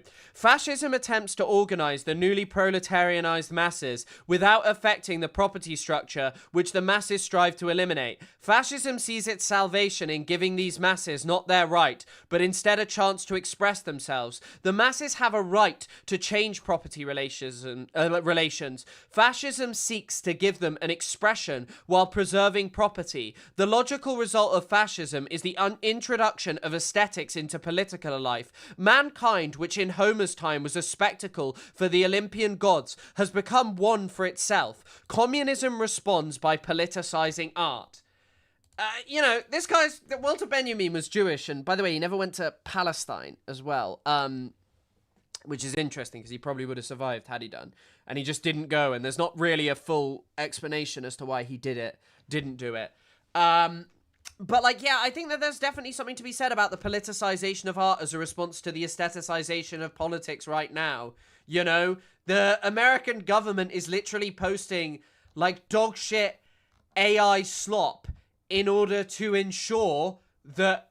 in order to basically push the masses towards their ridiculous causes that don't challenge anything but make them feel good about horrible things that they're inflicting. Cannot... What is this you're reading? It's from the The Work of Art in the Age of Mechanical Reproduction by Walter Benjamin. I had to read it for a university lecture. Benjamin's someone who I really enjoy the work of. He's well worth reading. He has something very famous called The Arcade Project, which I've never watched. This is right at the end, I think, of The Work of Art in the Age of Mechanical Reproduction. Really enter the field of politics. We have to stay out of politics because if we... I bet all of these people would sit there and clap like a fucking seal if they were talking about Jafar Panahi films. And that's not actually to undermine in any way. I thought his new film was really good. It was just an accident. I actually much prefer Kiarostami, personally. But, like, you know, the notion that they wouldn't sit here and say it was just an accident was really good. Which is about making an Iran after the fall of the Islamic regime and wanting to be something that is better, but also the currents of wanting revenge, and a film that was filmed inside of Iran, I believe. They would sit there and clap like fucking seals for that. And that's okay, but the fact that they're sat here going, oh, no, politics shouldn't be involved is just unbelievable. Made movies that are dedicatedly political, we enter the field of politics, but we are the counterweight to politics. We are the opposite of politics. We have to do the work of people and not the work of politicians. Yeah, I think Wim just, summarized what I was trying nervously to say. Thank you, Wim. That bob that you have there is a political choice, and it is a bad one. Yeah. And vice versa. Thank you both, and we. Like, as the world becomes more fascistic, no, we're the counterweight to politics. What politics?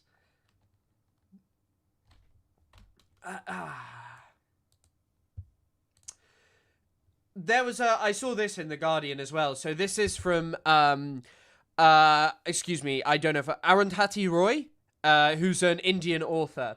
To hear them say that art should not be political is jaw-dropping. It is a way of shutting down a conversation about a crime against humanity, even as it unfolds before us in real time, when artists, writers, and filmmakers should be doing everything in their power to stop it.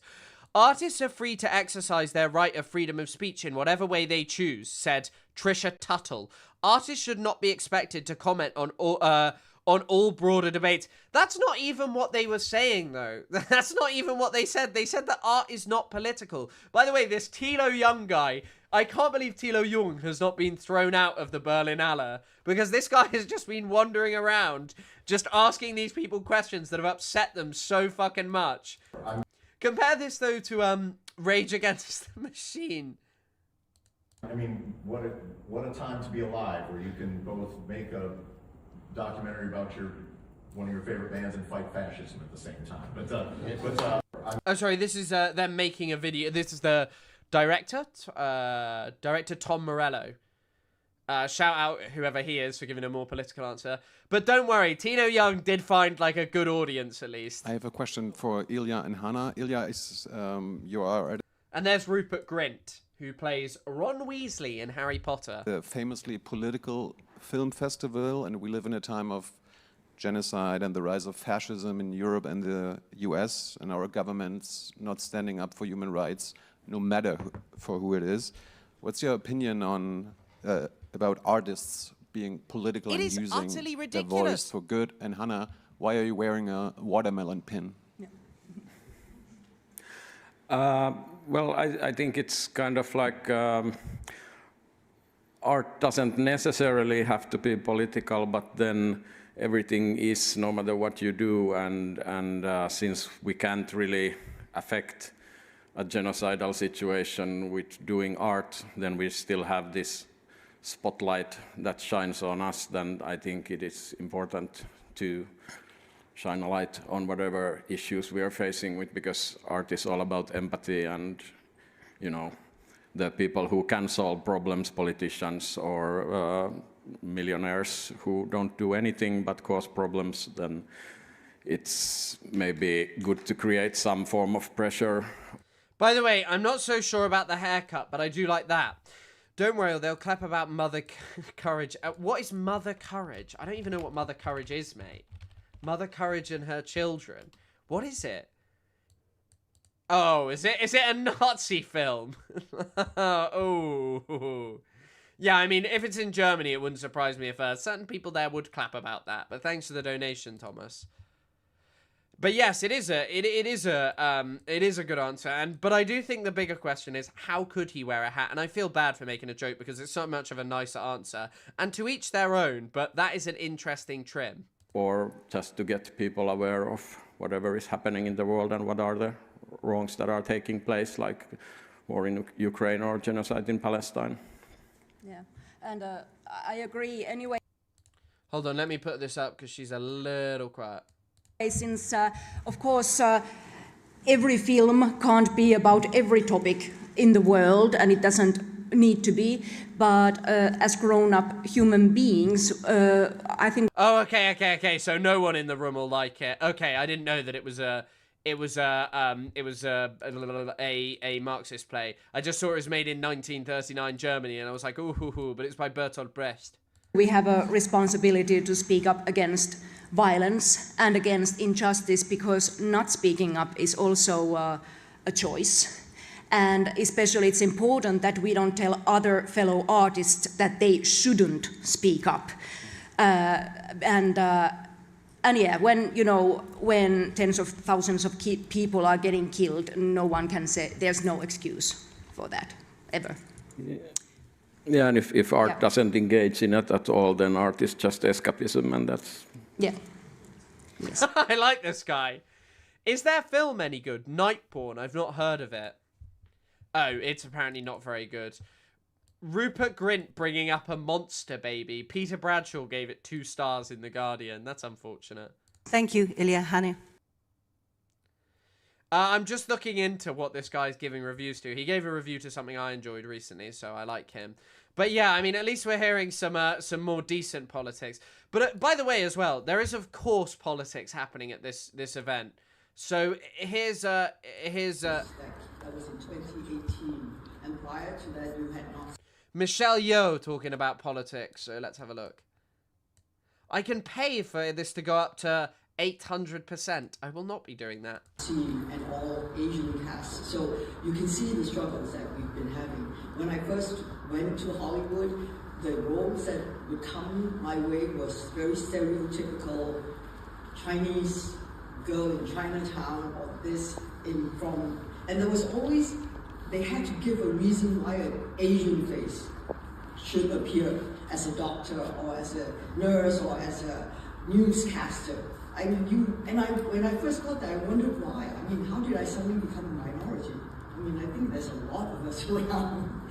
So it was a struggle to first get into the mindset and then begin to understand, because they were... So they definitely talk about political things here. It's obvious that there's politics. It's just the right kind of politics. By the way, as well, the Berlinale also staunchly condemns Russia's invasion of Russia's war of aggression, which violates international law, and expresses its solidarity with the people of Ukraine and all those who are campaigning against it. The Russian invasion and attacks on civilian targets such as hospitals and schools and homes have caused a humanitarian and human catastrophe. And also, the Berlinale takes a very clear stand against a general boycott of cultural works on the basis, blah, blah, blah, and the world needs those critical voices. It is a different matter to exclude official state institutions, in this case Russian institutions or delegations, as well as supporting actors of the regime from participating in the Berlinale. Okay, bro. Thanks for streaming. Thanks for watching. Thanks for commenting. And like the MF stream. Indeed, you should do that. You should like the stream. It's important and it helps it reach a wider audience.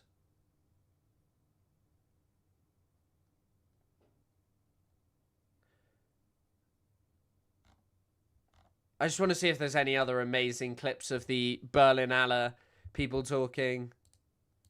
At both Sundance and here at the Berlinale, I mean... Charlie XCX spoke out. I didn't know really what Charlie XCX looked like.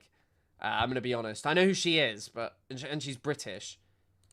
At both Sundance and here at the Berlinale, I mean, I think both festivals really do champion a wide variety of filmmakers with really important voices. I mean, this festival in particular is known for not shying away from political films, from films that have a real social angle, from films by directors who really are visionary and have something to say. And I think for me as a producer, as an actor, for Aidan as a director, for David as a producer, I think, you know, those are the kinds of films that we love.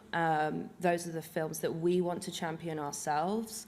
And I feel like, you know, I'm only just starting out in this industry, but I feel passionate about working within those spaces. And I just think we all feel so honored to be here. And yeah, we're very, very thankful.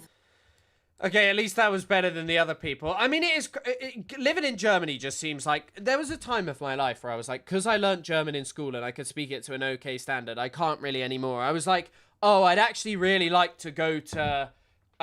you know, I'd really like to go to... I'd really like to go to Germany and live there because, you know, the UK... I think living in the UK is tough in the sense that the UK is just a miserable place. I know there are many people who live way... like far harder lives than I do, but when it comes to living in the UK, it just seems miserable. But then, like, as I started to learn about what Germany's like on Palestine, my God, I couldn't imagine anything worse than living in fucking Germany. Yeah. Oh, and one of you asked when we're going to do Hillary. I may do one thing before Hillary. It's going to be a pretty, like, just chiller stream again, because there's not, like, the news is not, like, there's no big stories to really report on. But there's this at least which we can talk about, which is Hakeem Jeffries with impunity. Representative, may I? Yes. I'm going to give you some numbers. Just today, it came out that ICE is using $38 billion to convert warehouses into camps. I'm going to call them concentration camps. Your colleague, Representative Raskin, went to one just yesterday in Maryland and said there were 60 people cramped like sardines in one room who only had access to one toilet. 65% of people taken by ICE had no convictions. That's from the... Sorry, I just love this little flash up here from Cecilia Ortiz 3135. Abolish ICE. Cato Institute, a right-wing institute. ICE has killed 8 people this year alone that we know of. 2 of them, Renee Nicole Good and Alex Pretty.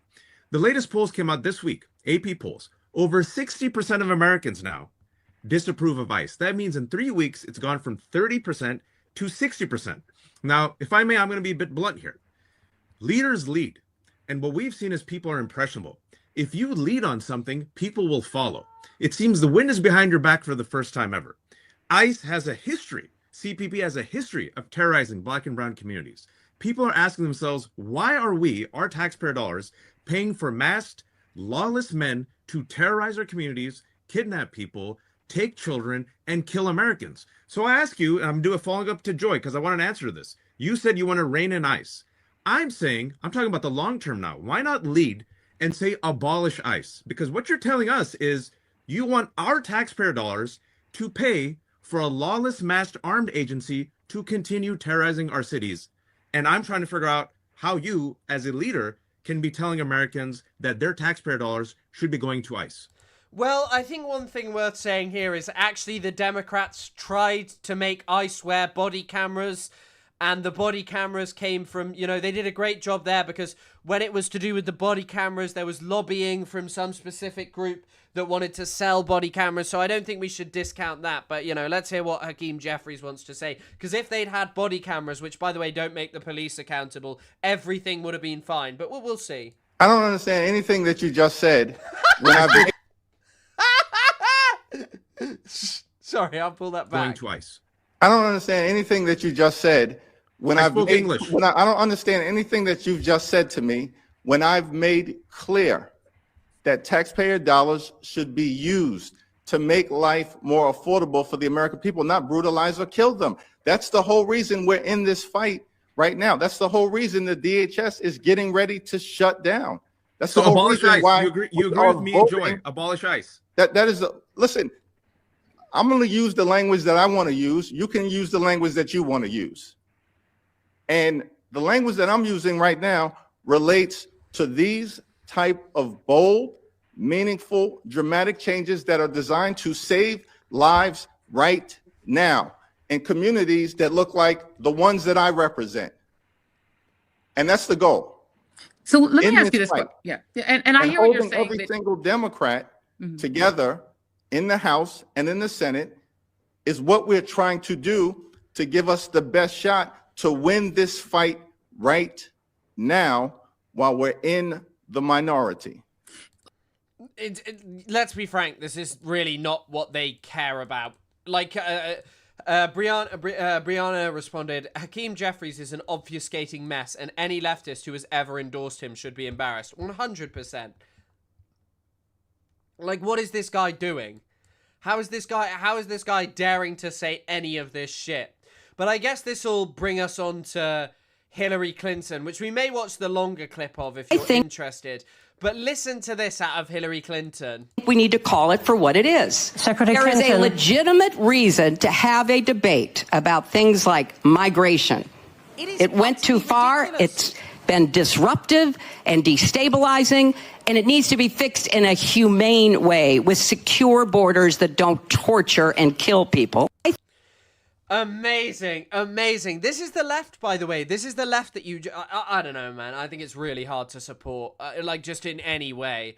ICE isn't police. They can't use court orders. They're Trump's own private army. Yeah, 100%. Well, I mean, the other thing, though, is like, ICE did exist before him. He's just made it way more accountable to him. This lady is just insane. I think we need to...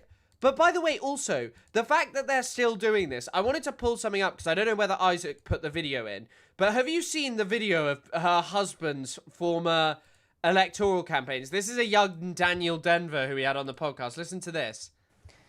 In short, Republicans did their best to turn anti-immigrant politics to their partisan advantage. Clinton did the same. He triangulated, pushing a slightly more moderate politics that managed to both placate anti-immigrant sentiment while making Republicans look extreme by comparison. In the 1996 presidential election, Bob Dole and Bill Clinton battled over who was the toughest on illegal immigrants. This is a Dole ad that gives you a sense. 2 million illegal aliens in California. 20,000 in our prisons. 400,000 crowd our schools. Every year they cost us $3 billion tax dollars. Bill Clinton has fought California in court, forcing us to support them. Clinton fought Prop 187, cut border agents, gave citizenship to aliens with criminal records. We pay the taxes. We are the victims. Our children get shortchanged. If Clinton wins, we lose. I just don't understand how anyone frames this as a winning strategy today. If you put hubris in a power suit, it's right up there on the screen. Yeah, I mean, also just the fact that this is just a losing strategy. That this strategy for years and years and years has gone on and on and on. And yet she still has the confidence to be like, yeah, immigration went too far. Your husband was saying the same thing, like, not even long ago. So that's Clinton's opponent. Is it Bob Dole? Okay, well, that's disgusting, but here's Clinton's bold, principled retort. Desperate and wrong. President Clinton doubled border agents, 1,000 more for California, signed a tough anti-illegal immigration law protecting U.S. workers, 160,000 illegal immigrants and criminals deported. By the way, part of me always thinks about like this aestheticization of politics now, and it definitely is something, the way in which the US government posts online. But watching an old clip of Bill Clinton getting up to this, posting like epic videos of, you know, people coming to the US and being searched by like helicopter spotlights, chased around, locked up, and showing off how many people you've deported. It's just fucking crazy. Record. Bob Dole voted against reimbursing California for jailing illegal immigrants. Time magazine says his risky tax scheme could cut 2,000 border agents, cut 4,000 FBI. Bob Dole, wrong in the past, wrong for our future. All right. And I guess, wait, how many elections have there, US election history? How many elections have there been since then? Because I would guess, is it split 50-50 who's won or slightly in favor of Republicans? Electoral college results. Oh, sorry. let me just scroll down. Okay, so since that Clinton video was published, so around 96, you've had Democrat, Republican. So wait, who's won the most? So wait, these are electoral victories. Okay, so Bill Clinton won. Wait, where's the results? Are these the results? What are we talking about here? Republican cast by Democratic electors. So there was a break then. So okay, so Trump won 2024. That's 1-1. Then he won 2016. Then Obama won 2. Oh God, it's hard to work out how many there are. I'm struggling to count this up on my fingers. Bush times 2, Obama times 2, Trump, Biden. So it is tied. It is tied pretty much since then. But how have the lives of people in America improved since then? Like, it's not a winning strategy if against a senile old man who's in the Jeffrey Epstein files, I don't know. It feels really tough to act as if this is like a good winning strategy when you've only won 50% against some extremist pedo. You know, I think it's pretty failing.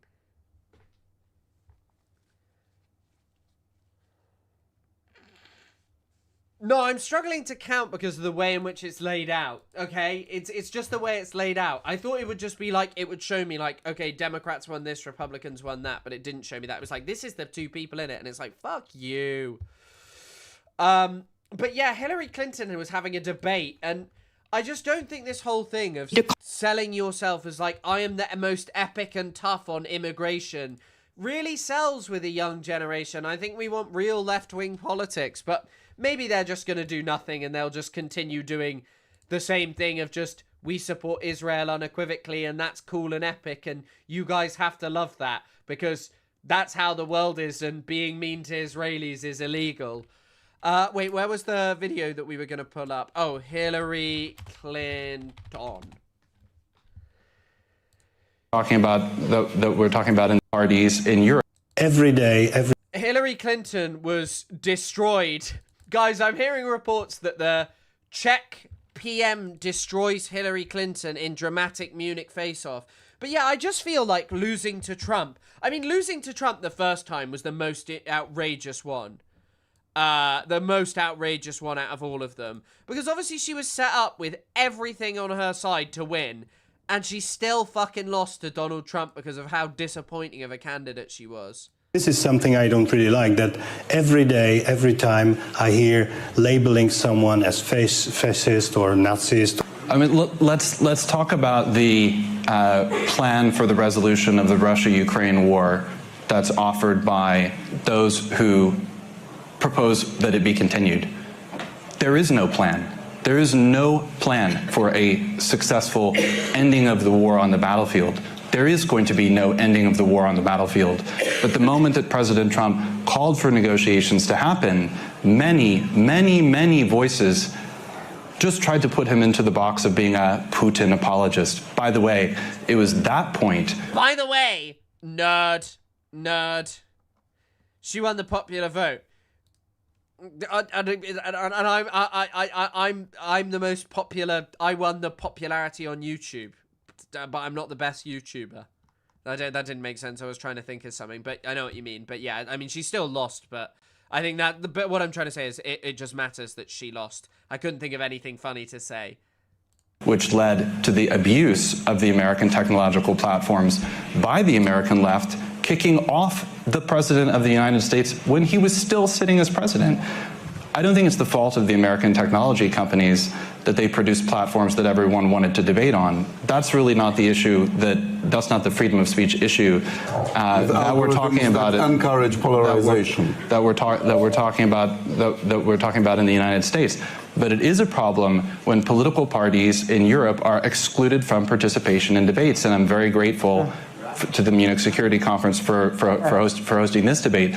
That's the issue, and in some cases, legacy media networks are perpetuating that. So it's not just a question of the American tech platforms. The media is still plural and very plural. Yeah, but political parties have been excluded. And this is a precise issue. Political parties have been excluded from public debate in Europe. And by the way, yeah, we exclude fascists.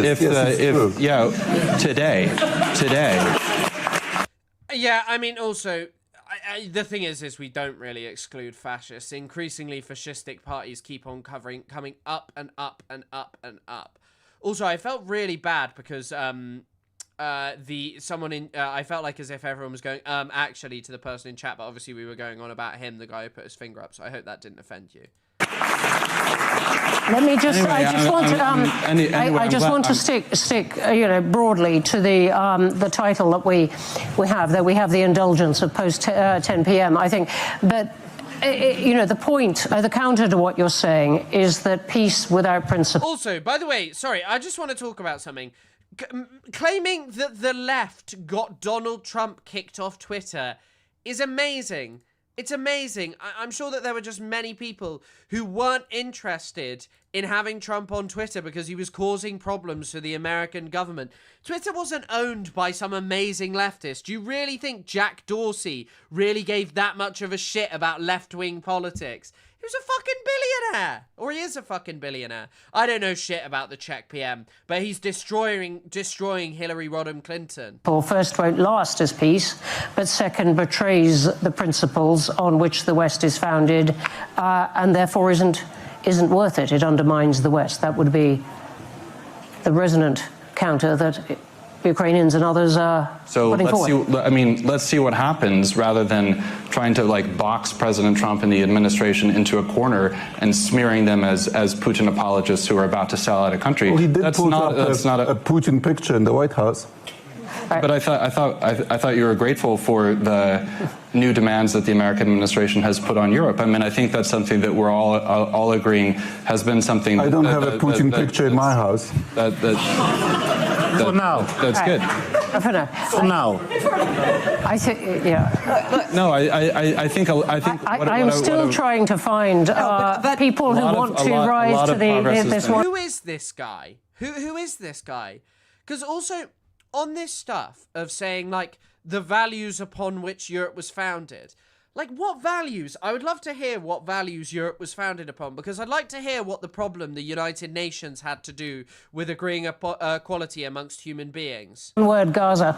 No, but which is an unusual experience for me. I think Ukraine is at the heart of what the West division is, and I think that's why both Radek and Gladden went back to it, because first of all, the Ukraine war started after Trump left, so anything he said on social media that got him kicked off for a while had nothing to do with Ukraine. There is a plan. The plan is give the Ukrainians Tomahawks. Give them more missiles for their Patriot defense systems. Allow them to inflict more damage beyond the border into Russia. That's when they began to actually think about coming to the negotiating table, when Ukraine was able to reach targets that were inside Russia. Inflict enough pain. I mean, it apparently is not enough pain to have hundreds of thousands of Russian soldiers killed and injured. That is not enough pain for Putin. But inflict pain on the refineries, inflict pain on the missile sites, inflict pain that will actually create the conditions for a better. I would love to have been a fly on the wall when this lady was talking about her visions of what was going on in Libya, because, this lady who's baying for pain to be inflicted on Russians certainly inflicted a lot of pain on millions of innocent people before. And also, in some ways, does that not just make it more permissible for Russia to do whatever it wants against Ukraine? Negotiation, and it is very. I want to come to Peter and Ivan quickly, and then we're going to leave. The MSC has produced a clock. I thought at the beginning the rules-based order had broken down enough. We're going to do without a clock, but we have a clock, and we have time for questions. Peter and Ivan, quickly on these points. These points, well, first I think we should try to learn to listen to each other and not to label the ideological opponent as the public enemy.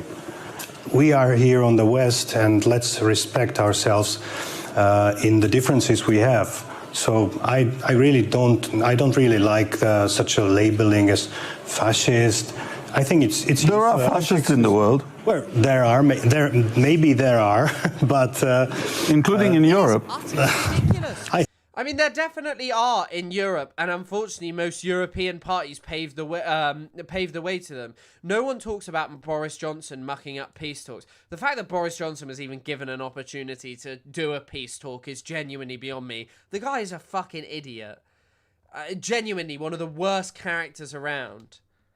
It just occurred to me that if Clinton won, we would probably have never left Afghanistan. Yeah, I mean, Trump was the one who drew down Afghanistan. That is true. It always gets blamed on Biden as a fiasco, but Trump was actually the one who set it in motion. You can look that up. I remember having a discussion with a friend about that, and they were like, that's not true. And video volume is high compared to your mic. Is it? I don't know what's going on. Hold on. Oh, wait, I do know what's going on with the mic. I apologize. I'm going to fix the mic. Hold on. 52 decibels. How about now? Is that better? How about that? I'll move it closer as well. How about that? I can't remember what I was saying before that. Let's get back to this. I think there are. It ended some 70 or 80 years ago. No, it hasn't. Hopefully, this is something I don't really like. That every day, every time I hear labeling someone as fascist or Nazist or whatever, I think we should calm down, because this is dividing the society. We are maybe you are smart people. I'm not as smart as you, but so we should try to learn to talk to each other again, because this is something that all you people do is fucking talk about your solutions and your plans to better the world, and I never see how the world gets better under any of you morons. It's not the time for discussion. The time for change has come. It went too far. I don't want to talk about the Ukraine, because it's the whole day talks, important talks. I listened to President Zelensky, what he's saying, and he's got the horrible position. I'm not sure if Ukraine is able to use the military to beat Russia. That would be perfect. That would be perfect. But I think we should be realistic. By the way, also, there is a very if Europe united together under one commanding army, and I'm not saying that this is something that I love the sound or notion of, because I don't think Europe has been very good or moral. But if Europe pulled itself together, I was listening to Tooze talk about this earlier. He was saying that the amount of money that they would have under one singular unified military would mean that they were spending the same amount as China. And it's utterly ridiculous. It's just like, they're not going to do that, though, and they're just going to sit here and call a conference about how America should give tomahawks to Ukraine. No improvement will be top down. I think you might unfortunately be right about a lot of that. So the first should be the ceasefire. I don't know how to make it. I think that I don't want to repeat myself. That no, all right. Thank you. By the way, I feel like the name Bronwen Maddox is a wild name. Where does the name Bronwen even come from? Oh, it's Welsh. She was born to a Welsh science writer, John Royden Maddox. Okay, that's it. Thanks for the donation, though, and I think you're probably right about that. The points you made, Ivan. I want to say something on hypocrisy, because it's a very important thing. Once, 3 or 4 years ago, we have this big project on hypocrisy, and we visited several countries.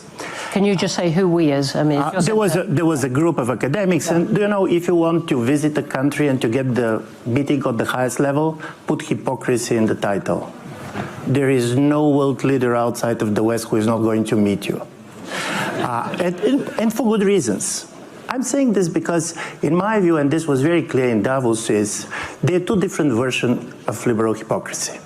One is the one that came from Carney, and to be honest, Carney very much identified with the criticism of the liberal hypocrisy. He said, listen, people from the non-Western countries, they're saying, yes, everything is equal, but you're treating Ukraine and Gaza differently. He's right. And there was also President Trump. By the way, President Trump cannot be accused of being hypocritical. But no, this is true, because his major argument is the biggest hypocrisy of the international order is that countries are equal. They're not equal. They are strong countries and they are weak countries. The only problem is that we know that countries are not equal. I'm Bulgarian. It never came to my mind that we're equal to the United States. But there is this idea of hypocritical idea of equality, which is so important in order to have any order. And what I'm afraid is that the moment when we say the world without hypocrisy, we're saying simply the world in which there is only power. And from this point of view, you're redefining American exceptionalism. You know that meme of the two astronauts, and he's like, I'm worried about this world with only power, or the moment in which we say that, and it's just like, always was that. How do you think that this works, that basically Western countries can coup whoever the fuck they want? Like, what do you think that that's all about? Is being exceptionally powerful. But then there's a risk. Be sure that if somebody more powerful is going to come, you're not going to have a moral authority anymore.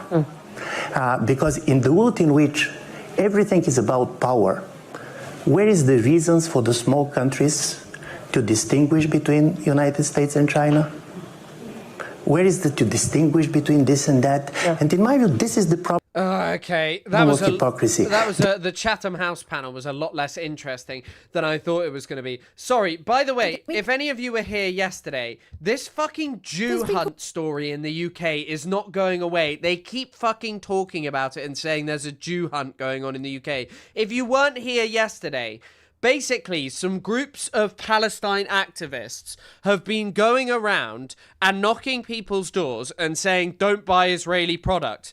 Because they write down their names, apparently this is now anti-Semitic. And there's another one of these videos. We'll quickly watch it and then we'll go on to Narco Rubio. I mean, there's been called, it's a Jew hunt. They're noting down who they think's Jewish, who's not Jewish in this area, and asking you, are you on our side or against that? I mean, why on earth is a campaign about Israel anything to do with a local election anyway? Because whenever people start to think about the Israel-Palestine thing, particularly on one side, they think that their look at how fucking posh this guy is. Special cause matters so much more because, of course, they go genocide and they go all of these things, as Alan Mendoza pointed out. Exactly. But exactly. This, by the way, this hag lady is Julia Hartley Bauer, who is Brewer, sorry, excuse me, who is constantly talking shit about immigrants and Muslims and all of these people that all of the people who she hates. But, of course, apparently Jewish people are the major victims of all oppression. They think they can justify it if they shout it often enough. It is old-fashioned anti-Semitism. The prejudice... It is old... Listen to this guy fucking talk! It is old-fashioned anti-Semitism.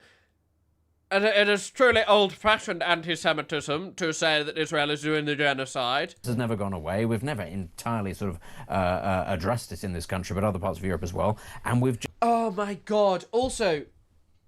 there is not a through line of anti-Semitism from, like, historically in terms of it being exactly the same. When they're like, oh, it's old school anti-Semitism. Race wasn't really a major factor in Europe. And really anywhere in the world. It's an invented thing of, like, the modern age, really. What it was a lot more premised on, persecution of Jewish people, was obviously a religious thing. And... today, they're like, no, it's a racist thing. It's about hating Jewish people and Israel, and it's all of this. It's not people going, like, talking about historic blood libels about Jewish people eating babies and, like, being a threat to the Christian religion and targeting them because they're of a different religion. And that's not even the argument that they're making. And also, where anti-Semitism, how it developed in a place like the UK, right, at the turn of the 20th century, really lies now, is in the demonization of immigrants. They all used to, you can literally look this up, what people used to say about Jewish people and not integrating. Just have been allowed to tolerate it. We've allowed it to fester. Yeah. And now these people feel empowered because they've seen marching through London every week. You can chant whatever you want. The police don't understand Arabic. They're not going to arrest people for saying things that are overtly anti-Semitic. It is what has allowed this. The police do not understand Arabic, and they're not going to arrest people for saying things that are overtly anti-Semitic. Sort of creep, and other things as well. We're going to see this as well with the the outcome of the trial with the Palestine Action individuals. People are sat there going, "Well, this exonerates them. This means that they're completely off the hook." No, it doesn't. No, it doesn't at all. That situation has not been resolved. But that is going to embolden an awful lot of people who think that this behaviour in the pursuit of ending the genocide, because of course genocide is the worst thing that can ever happen, and if you just shout genocide, everybody has to believe you, they will believe that this is totally acceptable. This is where we are because they now. think they're the good people. Exactly. You are not the good people. Trust me, you are not. I really, once again, yet more proof of why I wished I could make right-wing slop. You are not the good people, trust me. You are not. Not explaining what genocide is, just it's not true. Economic too, since most Christians couldn't be bankers or merchants by their royalty. By their religion, you mean? Is that what you mean there? But yes, of course. And, like, Jewish people were treated as, like, a war chest at certain periods. They were killed by crusaders, but are now apparently we live in a Judeo-Christian world. Yes. The Tories did campaign on the demonization of Jewish and Irish immigrants in the late 19th and 20th century. You can read about what they say. It probably sounds like an episode of Julia Hartley-Bauer. By the way, you know my dream to get on the telly, to be on the telly? I actually messaged someone and I was like, how'd you get on the telly? And he was like, oh, a producer messaged me and asked me, do you have numbers of any left-wing people who can go on the telly? So maybe there's a chance I'll be on the telly talking to Julia Hartley-Bauer at some point, at Brewer at some point soon. The good people, you are seriously scary, dangerous people. You are seriously scary, dangerous people. I actually... There's been called... I think Ethan's basement's away. I'll check with him. But I made a video about this yesterday. I was on my stream. I've got a video to come out about these people who are saying that there's like a Jew hunt going on in the UK. It's genuinely mental. It is genuinely mental. Like, look at this. Look at this. Big door knock for Palestine. Shut this down! Keir Starmer, and do it quickly! You know what this is. We all know. It ends in dead Jews in the streets and on beaches. No, it doesn't. These people are mental. Mental, I tell you. They are genuinely just mental. And it gets promoted. Like, by the way, I have a tweet going... I was looking at...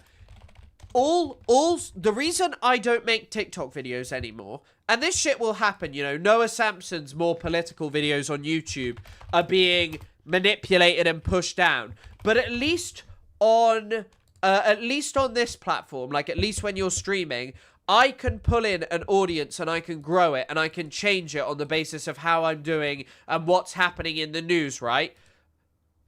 Look at this. Look at this on TikTok. I have a TikTok from the other day. This TikTok has 40,000 likes. It has 1,000 comments. It has 3,500 saves. It has 100,000 views, man. That doesn't even track with a previous video about Epstein. How does that make sense? How does that make sense at all? Like, genuinely, how does that make sense? And I'll show you the difference. There's this racist sack of shit called Frenchie471. And he posts inherently political, racist content. Look, you've 200,000 views, 22,000 likes on a video talking about how the ONS filtered stats to trick Brits. His videos get promoted like shit to everyone because that's how these platforms work. Because they're manipulated to push out pro-Israel slop.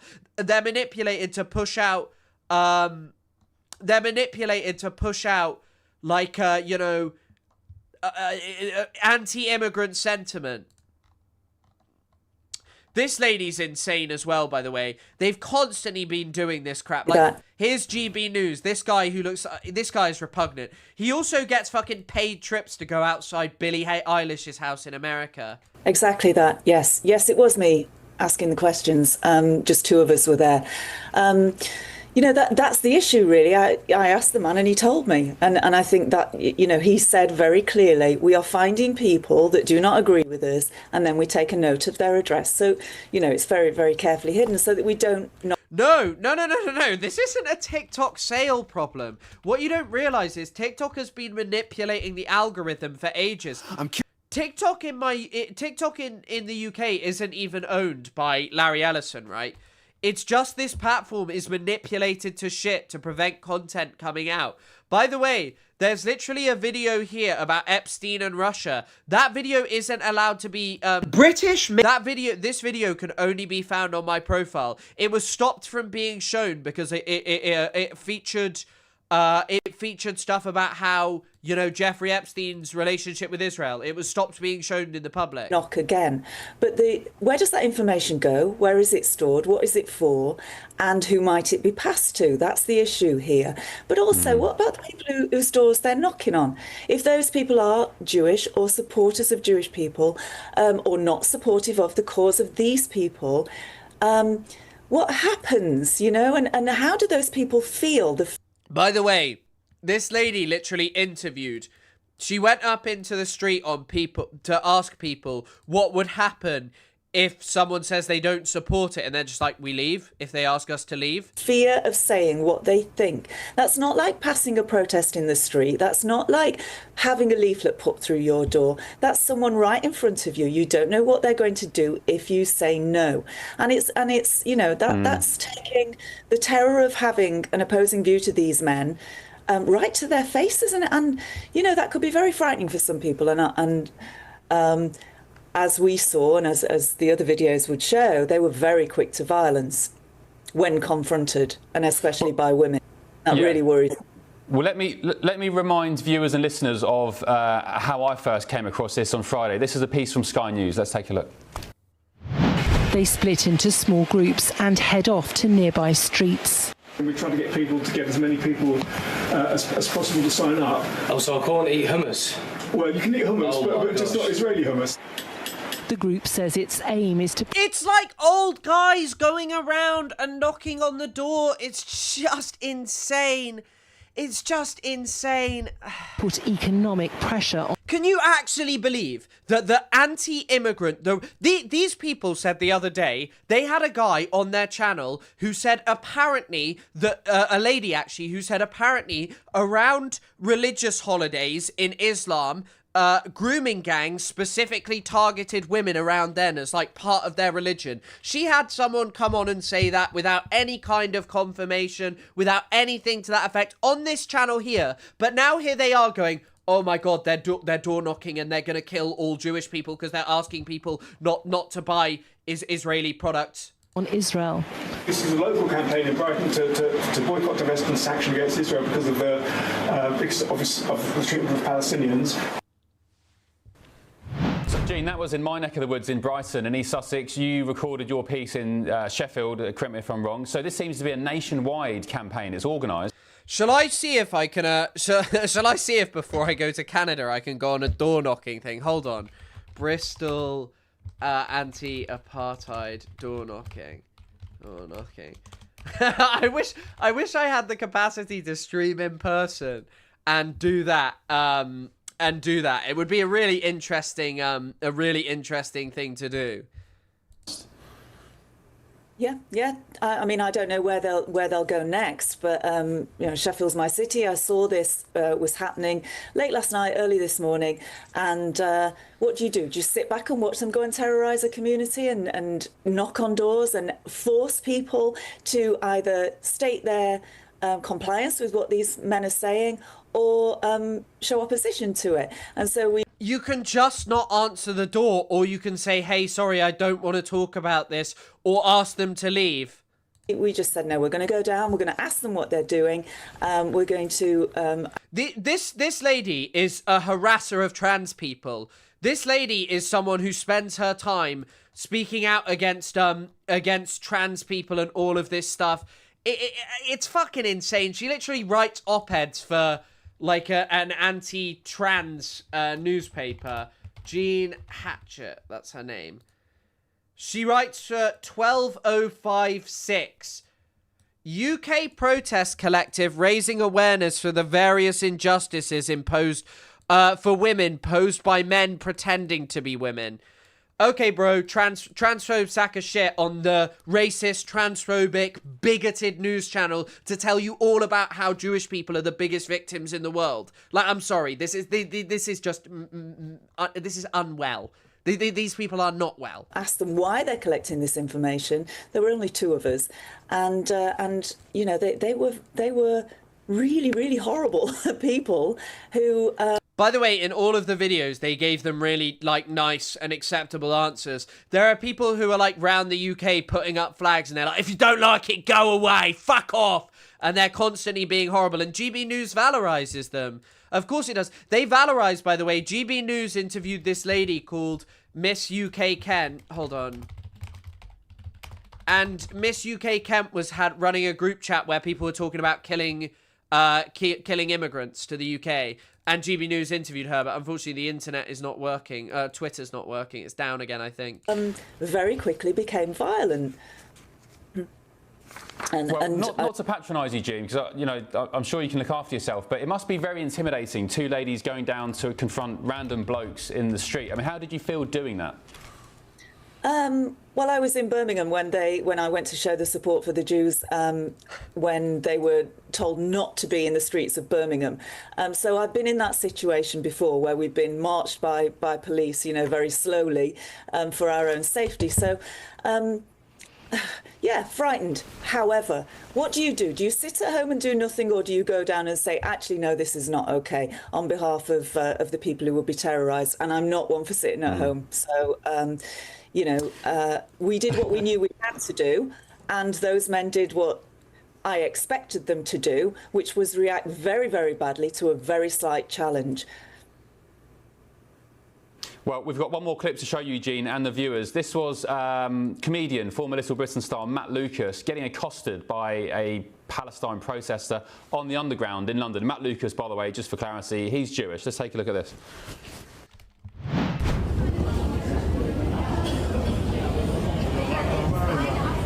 Free Palestine. Free Palestine, Matt Lucas. Free Palestine. Hi, how are you? You don't like the suit that I'm wearing, do you? Sorry? You don't like what I'm wearing? No, I have no comment about it either way. Palestinians.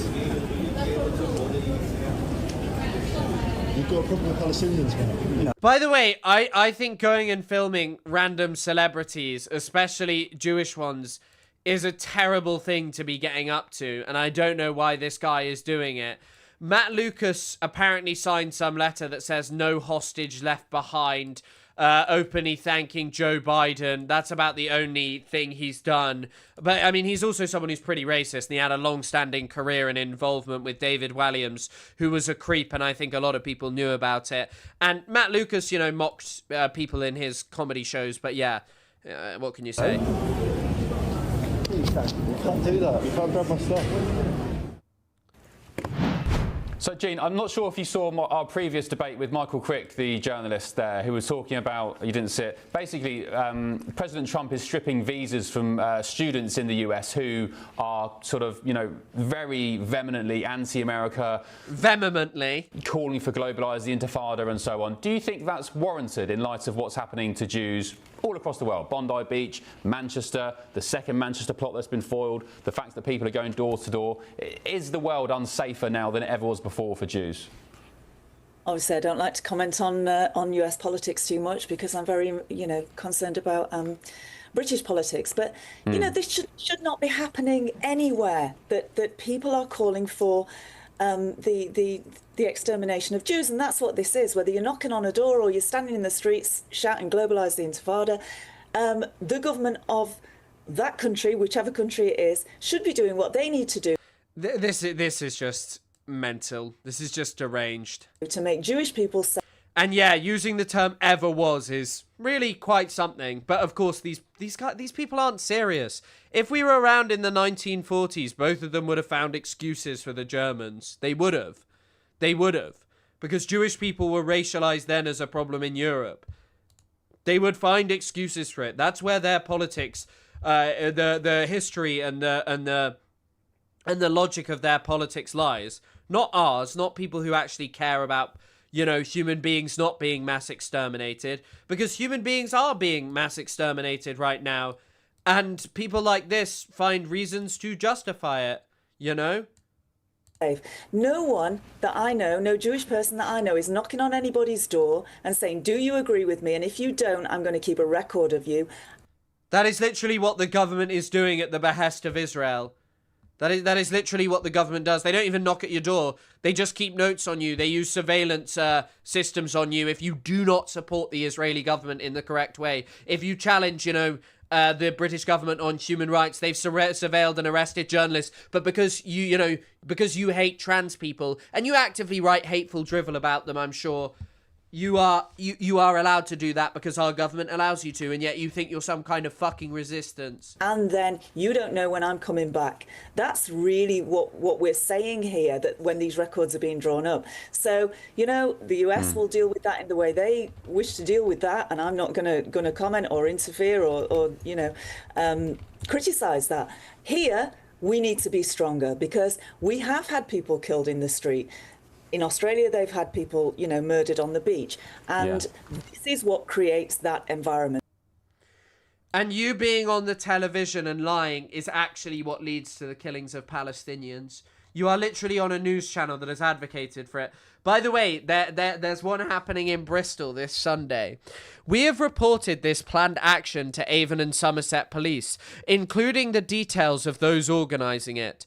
This past weekend, a woman in Sheffield was allegedly headbutted by a pro-Palestine extremist after challenging those involved in a similar campaign of intimidation. Anyone who harasses people at their homes, demanding they pledge to boycott the Jewish state under threat of having their addresses recorded, should be under no illusion. We will always take action to ensure... By the way, every political party does this. Every political party does this. They go to people's houses and they check whether they support them or not. They check whether they engage. They all do it. They all go around fucking door knocking in areas where they think that they can change people's minds. The fact that this is framed as like some major, you know, evil against the Jewish people is just...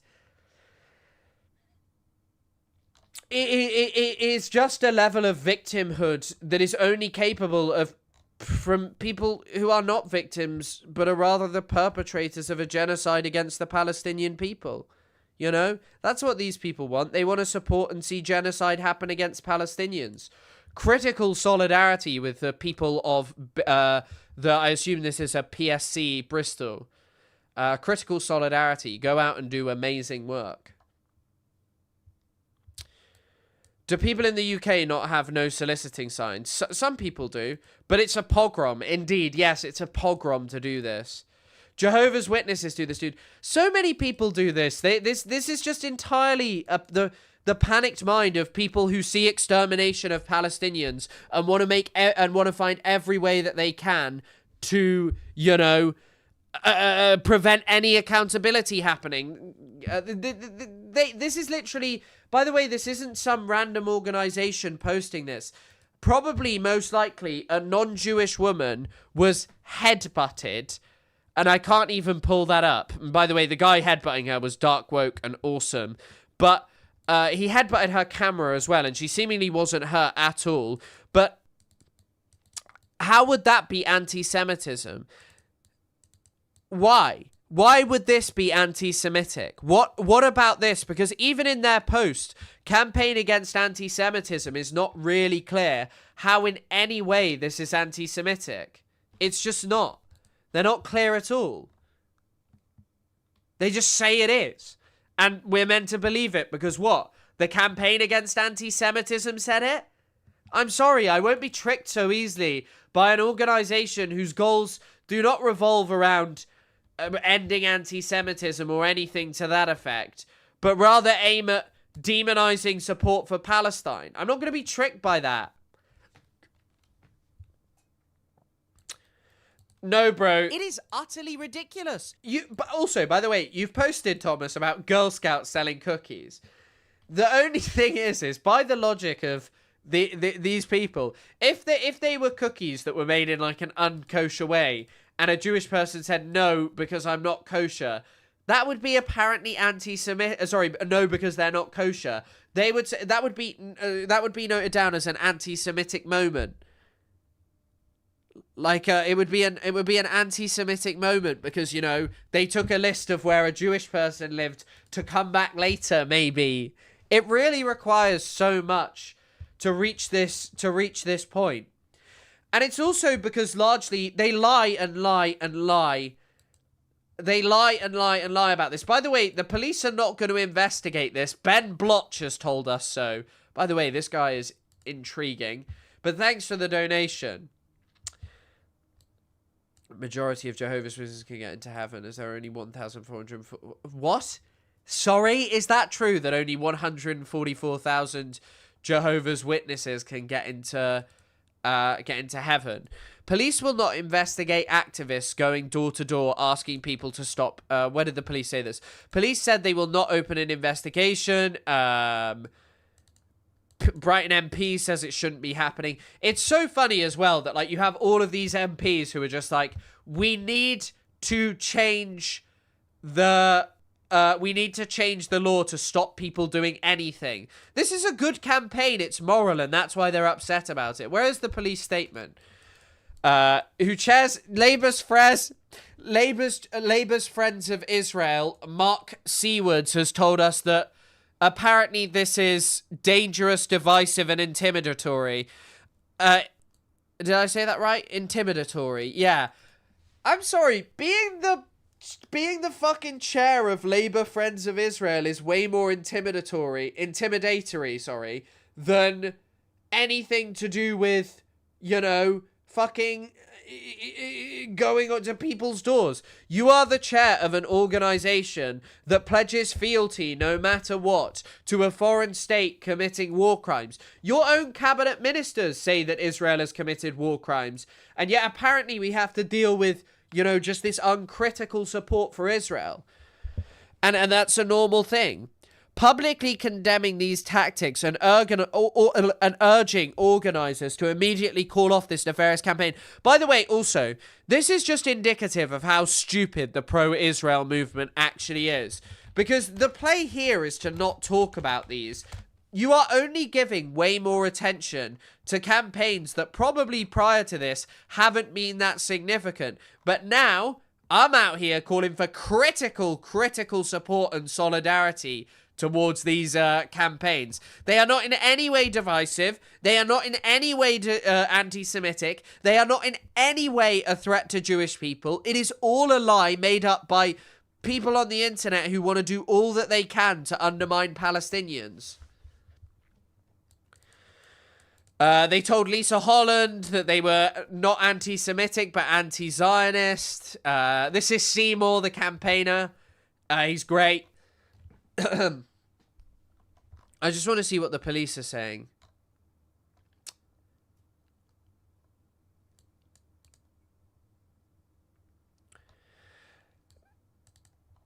But in a letter to Miss Berry shared exclusively, Mr. Seawards hit out at the campaign. Dangerous, divisive, blah, blah, blah, both to the local Jewish community who have faced appalling levels of anti-Semitism in the city since October the 7th, and to those of us who are not Jewish and strongly support the world's only Jewish state. He cites figures published this week. Oh, my fucking God. Against this backdrop, it is insensitive, inflammatory, and highly irresponsible to seek to further isolate and target our fellow Jewish citizens. British Jews have repeatedly stated how distressing they have found the behavior of anti-Israel extremists on the street. The alleged practice of recording who does and, more importantly, who does not support the campaigners' demands simply compounds the sinister nature of this entire exercise. I don't understand what they're meant to do. Like, okay, they want to do this campaign, right? So they shouldn't record anyone's address, and they should just go and over again knock on Jewish people's doors and people who don't want to, in case they accidentally record someone who's Jewish. It's just pretty crazy to me. You know, it's just pretty crazy to me that they think that there is any logic. Israeli apartheid is worse than a South African apartheid. It is, I'm afraid. It is. It's more brutal, and that's not to diminish South African apartheid. South African apartheid was fucking grotesque. But of course, like, Israeli apartheid is one that is not to control, like, a restive population and use and exploit them for labor, but rather to exterminate them.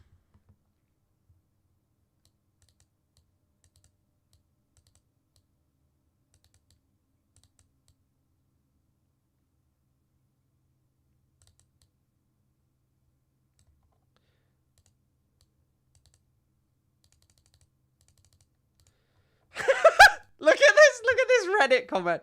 You must be living in the BAFZ, Bristol Apartheid Free Zone. They've had training days I've seen advertised, posted around, where they teach you how to knock on doors looking for Zionist sympathizers to argue with or convert. Also workshops on removing Israeli goods from shops via physical action or influence. By the way, converting someone who supports a Zionist settler colonial project of exterminating Palestinians and trying to convert them is a good thing. But if they tell you to go away, respect it and go away. As much as I want to tell you something different, I don't think there's much legality in doing that. Related to the People's Republic of Stokes Croft, but it is a popular scene here, pro-Palestine, blah, blah, blah. If you're a business owner and say the wrong thing, or say nothing at all, they'll crush you. Shut the fuck up. Oh. Opalai.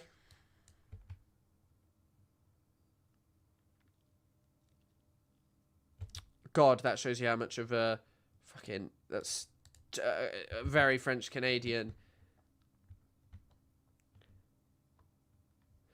Some guy called Games Dude. Some guy called Games Dude. It's utterly ridiculous. Here said,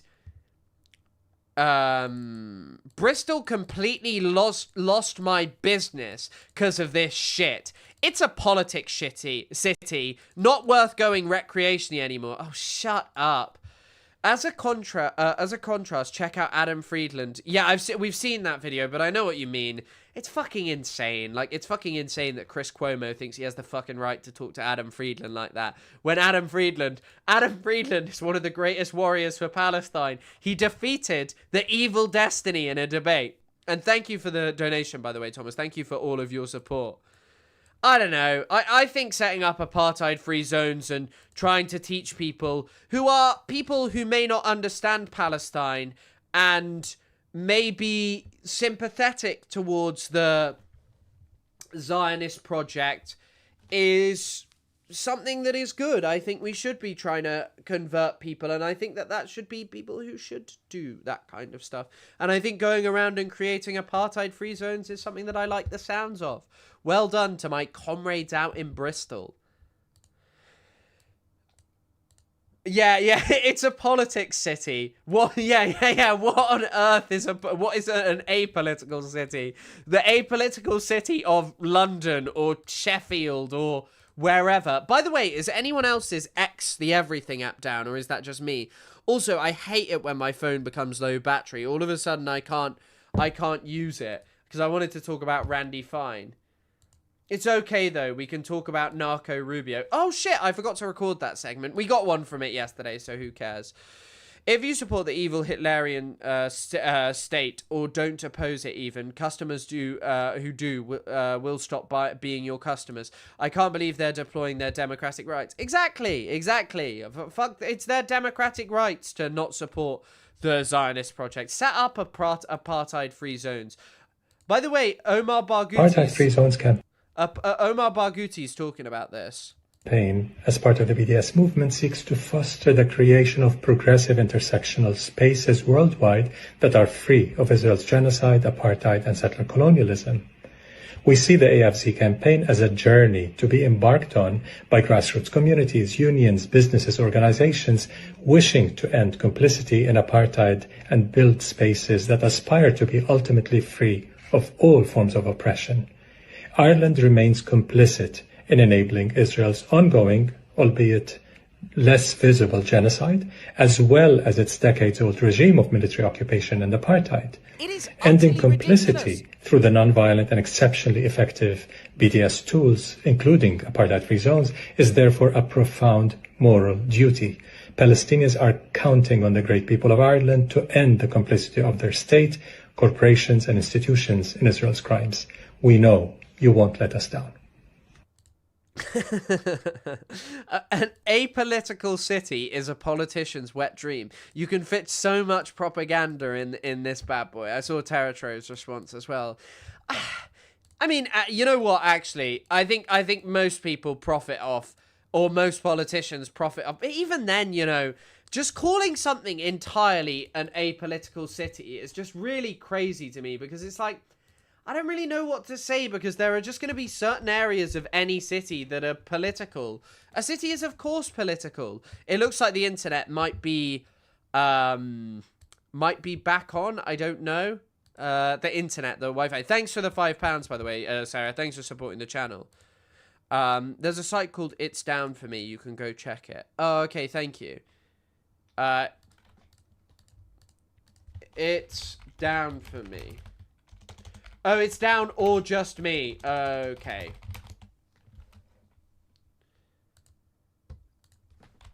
X. It is utterly ridiculous. Hey, Prevender. Wow. Membership finally old enough to be born in hell. No, to be born. Hell yeah, sorry. Excuse me for reading that wrong. That is a quality comment, and thank you for being here. That is a huge W. Your membership is now its own child. Your membership is now allowed to vote for the Democratic Party. Yes, we are detecting. Is it just me? Is it down or just me? Has told me that X Twitter. It should say X the everything app, not X Twitter. Is it indeed down? Okay, I'm gonna go pee. And then when I'm back, we'll go on to some other stuff. I'll be back in, like, I don't know, shortly. Okay, see you guys in a second. Sorry, I'm just gonna run. I also want to get my phone charger.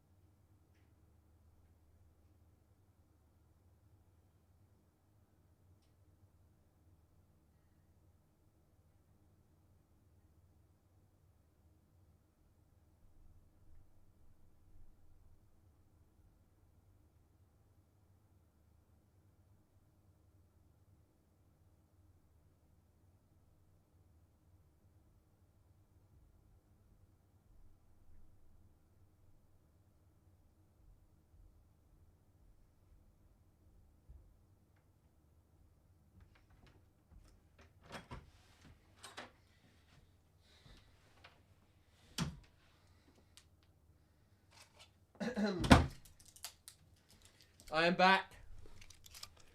Fear not.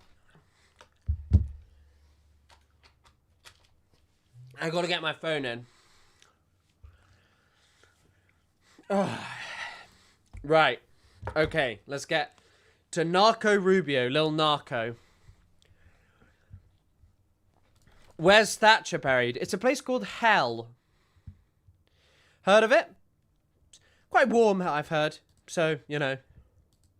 She's probably buried next door to her best friend, Jim Sav. Oh, wait, actually, quickly, I just want to show you one clip from the, I want to show you one clip from the Security Council. This is insane. Worker who told me that they had had 3 sisters arrive, all of whom had been raped on the way. The oldest was 13 and the youngest was 8. Now, this is horrific. This is a war on women's bodies that is taking place. And I think that the world has to start listening to the women of Sudan rather than the military men who are perpetuating this conflict. I think we can agree with that. Sorry, saying this is funny with the kind of start is... You got to give it a chance. Obviously, that is not funny. That is a really serious point. But bringing up Sudan... when you bootlick the UAE is pretty fucking crazy. And I'm glad you agree with that. But let me put another question to you, because you, in the area where you were, the sexual violence will have been committed mainly by the RSF and associated militia. Now, they are backed by the United Arab Emirates. Britain still provides weapons to the United Arab Emirates, and some of those small arms have found their way onto the battlefield, which is very disturbing. What is Britain doing to try and pressure the United Arab Emirates to stop supporting the RSF? So the 2 different issues there. I like how she's just given her profound statement, and there you go.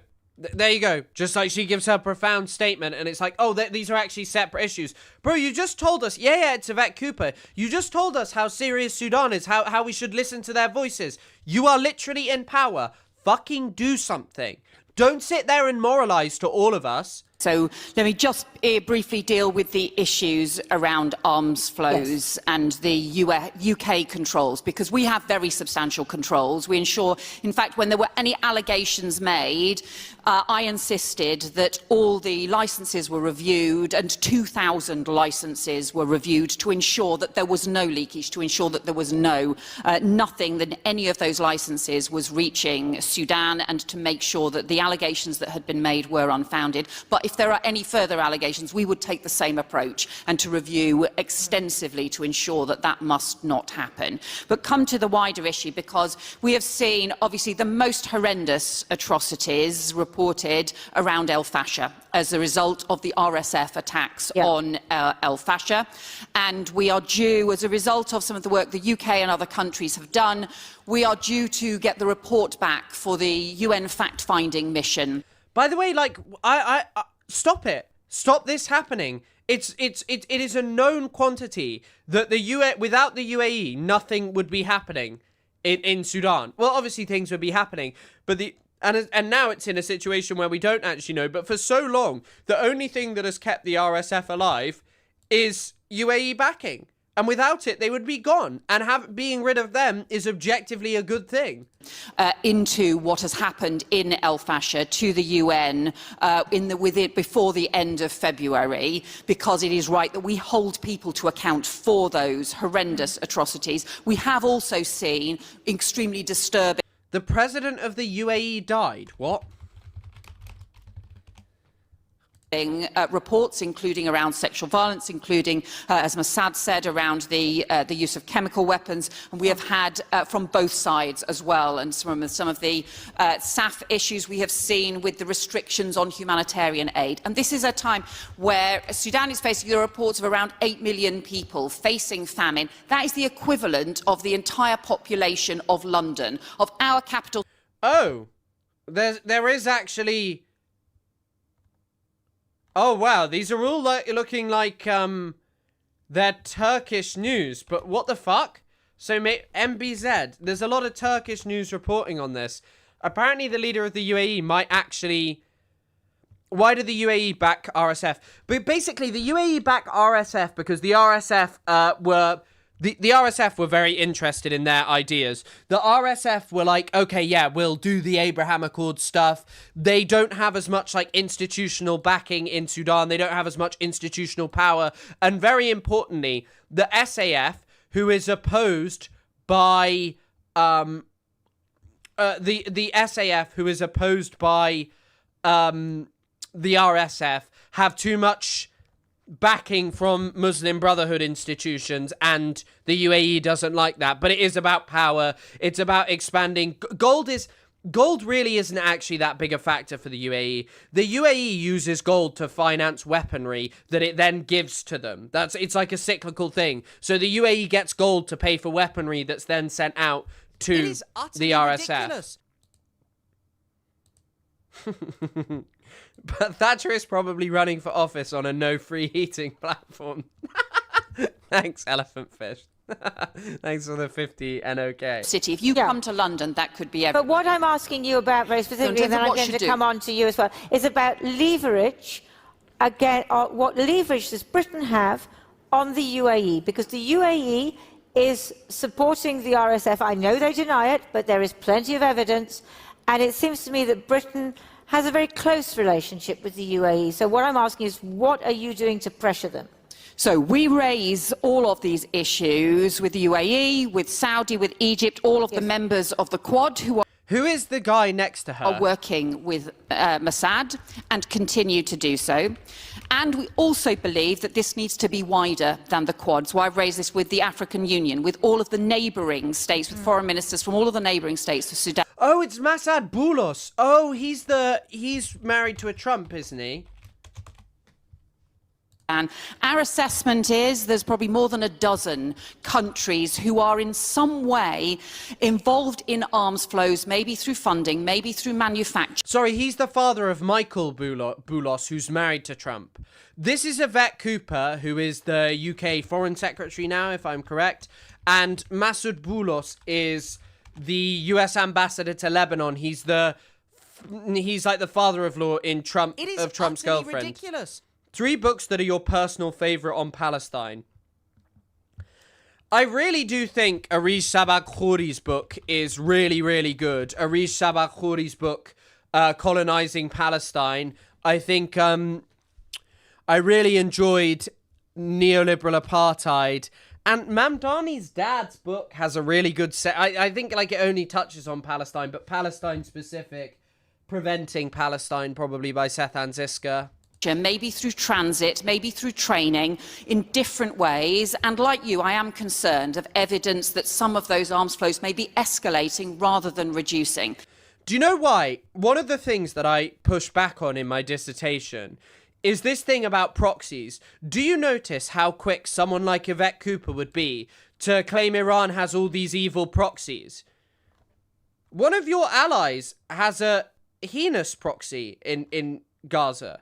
In Sudan. It has a horrendous proxy. It has a multitude of murderous proxies who are destabilizing the region and are all over the world. Why do you not call them proxies? Why do you not sanction them for that? However, a huge amount of work has been done on what a ceasefire. And yes, it's about basic as well. Yes, it's. Sorry if I didn't answer that question as well. So the UAE is very interested in expanding ports logistics. They've also bought up African forests, which they're planning to use for carbon credits. The farmland also, yes, and that's, by the way, in part to reduce dependency on Iran, because most of the UAE's food is imported from Iran. So, yeah, there's a lot to it. There are a multitude of different reasons. Gold is not like a major factor. Might look like. And that's why I think it's urgent now that there is that international engagement and pressure on all of the parties together, both to prevent arms flows, because at the moment, the reason that those two military sides think there is a military solution when there isn't is because they can still get the access to arms flows, but where we also need the huge amount... This is almost as good as the Berlinale answer from the idiot. Sorry guys, I just wanted to update you. I'm not going to be here on February the 28th because I've got to go to the Konstantin Kisin Destiny debate in February the 28th in London. I have got to go to that.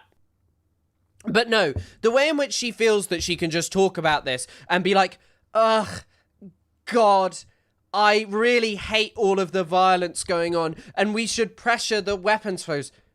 You're the one who can do that. But apparently everyone should just listen to Sudanese women's voices. The only reason that someone like her would bring up a Sudanese woman's voice is literally so she can undermine Gaza. It's what her co-conspirator David Lammy did when he was the foreign secretary. And also, the UAE also has this interest in supporting separatist movements who owe everything to the UAE, that don't really have much local political legitimacy, who are basically just, governments, who are basically regimes and military entities who, without UAE backing and weaponry,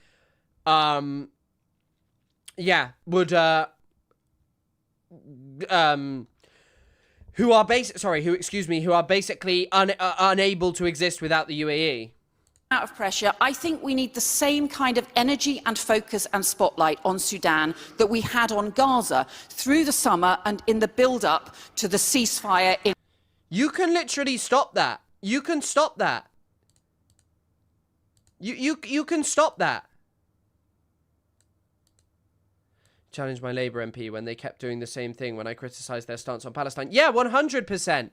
It's so important to note. These people are like, the fact that someone like Yvette Cooper has the audacity to talk about Palestine and Gaza and talk about the attention on it. Motherfucker, it was your government, your party who...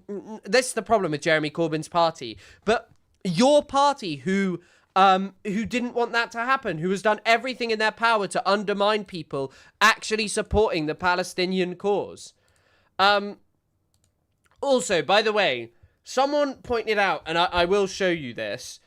Don't worry, we're not gonna have like a long video about Epstein or like a long segment, but I want to show you something that's in the Epstein files. This is definitely in the Epstein files. And by the way, someone asked about Ghada Kami. I haven't read enough Ghada Kami, although she did teach at Exeter before I was there. Have a watch of this incredible video in the Epstein files. The solution. Take your cursor, hover over. Hold on. Over this thumb. Hey Jeffrey, here's the solution. Take your cursor, hover over this thumbnail, hold the control key, click, and you'll get this menu. What you want to choose is download linked file as, and then you can choose, this is also called a right click. So the same thing, if you were to hold 2 fingers on the trackpad and click, you get the same thing. Hope this answers your question.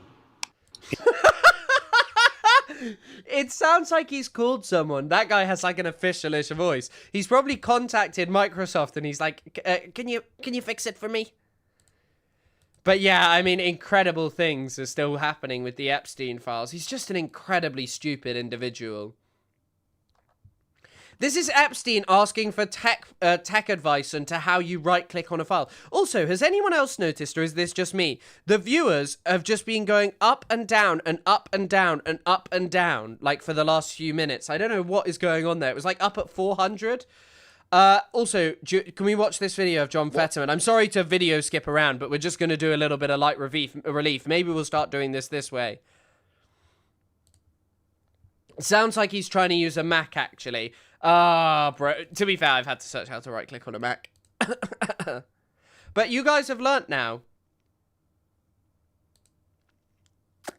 Let's have a watch of Fat Dog speaking. Why is she so eager to criticize and find a way to criticize Israel? But I Hold on, we got to get the volume up. Hold on, I'm remixing the thing.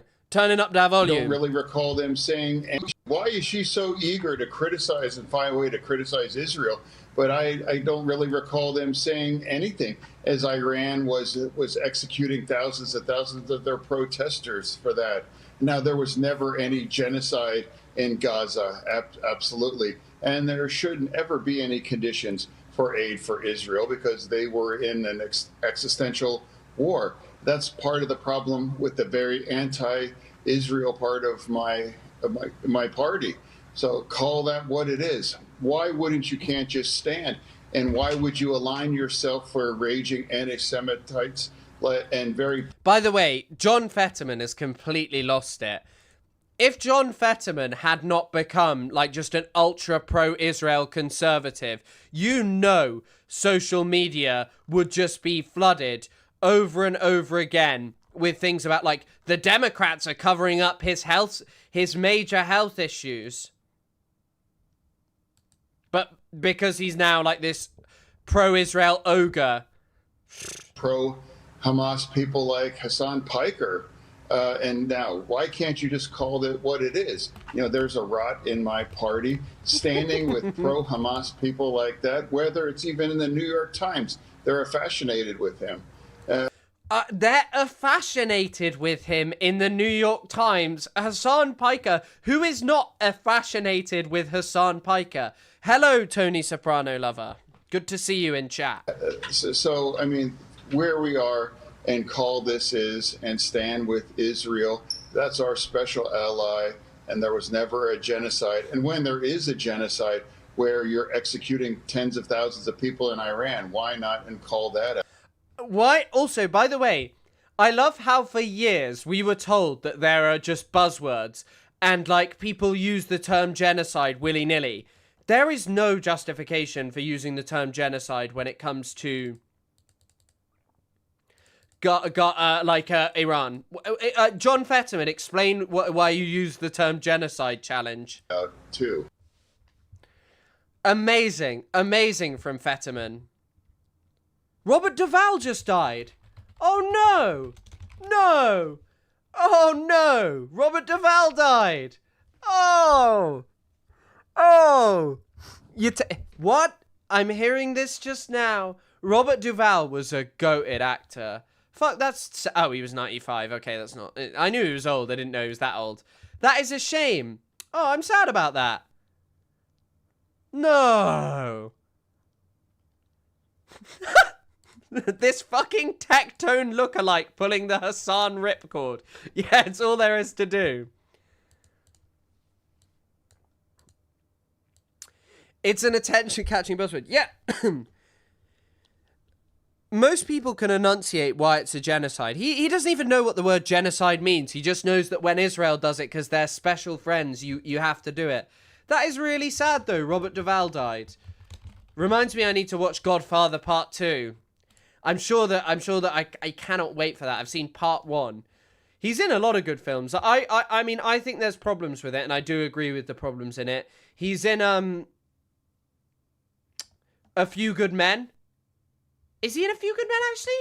No, he's not in A Few Good Men. He's not in A Few Good Men, excuse me. He's in Apocalypse Now. He's in the terrible Oh, it's not terrible. I found it funny. The baseball film.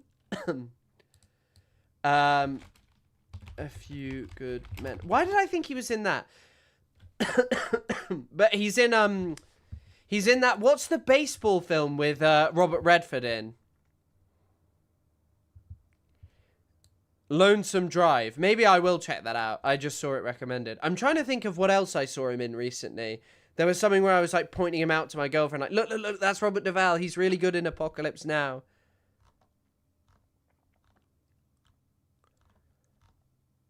I mean, yeah, he's magnificent in Apocalypse Now.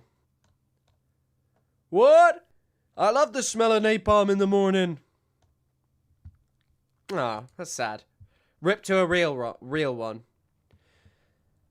The Natural. Thank you. Yeah, he says the famous line, I love the smell of napalm in the morning. Lonesome Drive. What did I do wrong? The Conversation. Yeah, he's good in The Conversation. Is he in The Conversation? Yeah, he is in The Conversation. He's not in The Conversation that long. Is he? I don't really remember how much he's in The Conversation. I love The Conversation, though. Gene Hackman's obviously the best in there. Zionists think the world's genocide is an insult. Yes, 100% they think it is just nothing more than an insult. That's why they say it. They think it is actually a buzzword because they don't know shit about what they're talking about. Bob passed away peacefully at home, surrounded by love and comfort. Aww.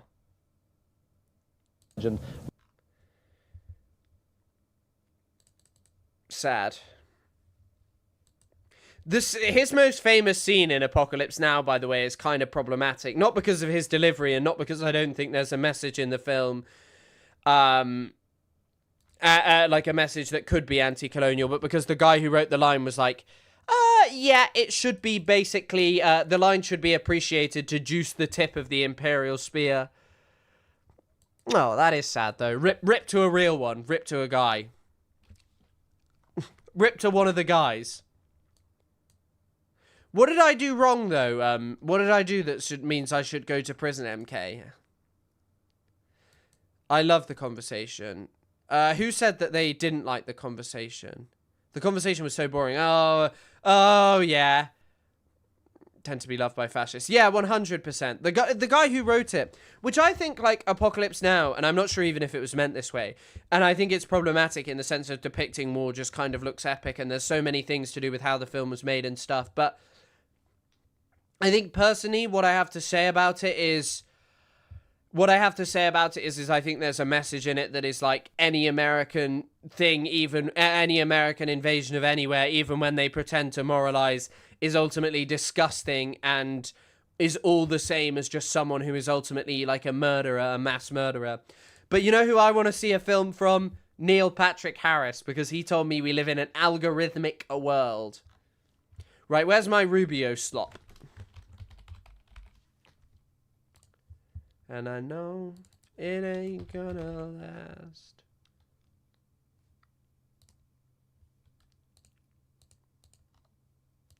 Right. Before we just start talking about... So, here's Narco giving us a great speech about why we should all get involved in living in Miami and going to foam parties. Excuse me. And the survival of our civilization itself. And finally, we can no longer place the so-called global order above the vital interests of our people and our nations. We do not need to abandon the system of international cooperation we authored, and we don't need to dismantle the global institutions of the old order that together we built. But these must be reformed. These must be rebuilt. For example, the United Nations still has tremendous potential to be a tool for good in the world. But we cannot ignore that today, on the most pressing matters before us, it has no answers and has played virtually no role. It could not solve the war in Gaza. By the way, the only reason that the UN couldn't play a role in solving Gaza is because of the US veto. The tyranny of the Western veto, which is there to protect Israel. Like, that's why it's there. That's why it failed. And why America could do it is because it can act on its own, because it's powerful. That's it. It's so insane to hear this guy say this. Instead, it was American leadership that freed captives from barbarians and brought about a fragile truce. It has freed captives from barbarians. I love it. I love it when I get my my Orientalist diatribe spewed out by some fucking moron whose only ability to have power comes from arse-licking Donald Trump. Not solve the war in Ukraine. It took American leadership in partnership with many of the countries here today just to bring the two sides to the table in search of a still elusive peace. You haven't solved the war in Ukraine. I thought your leadership was so sick and you're doing so much of a better job. But you can't solve the war in Ukraine. Why can't you solve the war in Ukraine, little narco?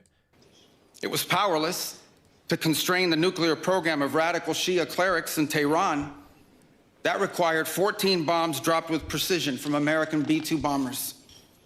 And it was unable to address the threat to our security from a narco-terrorist dictator in Venezuela. Instead, it took American special forces to bring this fugitive to justice. But apparently you're still under threat, Marco Rubio, from from Iran. That you haven't been able to do anything about it. That you haven't been able to do anything to challenge it. Iran still exists, right? In a perfect world, all of these problems and more would be solved by diplomats and strongly worded resolutions. But we do not live in a perfect world. And we cannot continue to allow those who blatantly and openly threaten our citizens and endanger our global stability to shield themselves behind abstractions of international law which they themselves routinely violate. This is the path that President Trump and the United States has embarked upon. It is the path we ask you here in Europe to join us on. It is a path we have walked together before. and hope to walk together again. For 5 centuries, before the end of the Second World War, the West had been expanding. Its missionaries, its pilgrims, its soldiers, its explorers pouring out from its shores to cross oceans, settle new continents, build vast empires extending out across the globe. But in 1945, for the first time since the age of Columbus, it was contracting. Europe was in ruins. Half of it lived behind an iron curtain, and the rest... By the way, I love it when I get to hear my colonial fantasy crap coming out. When I get to hear this guy come out and tell me how it was actually great when Columbus went over, when it was a great time, and that we should be fantasizing about when Europe was expanding. The empire died and failed all that time ago. Why are you sitting here going, actually, no, it's really sad that that's gone. Looked like it would soon follow. The great Western empires had entered into terminal decline, accelerated by godless communist revolutions.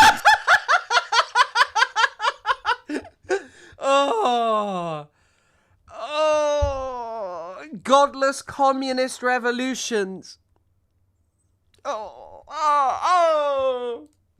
And by anti-colonial uprisings that would... What's wrong with that?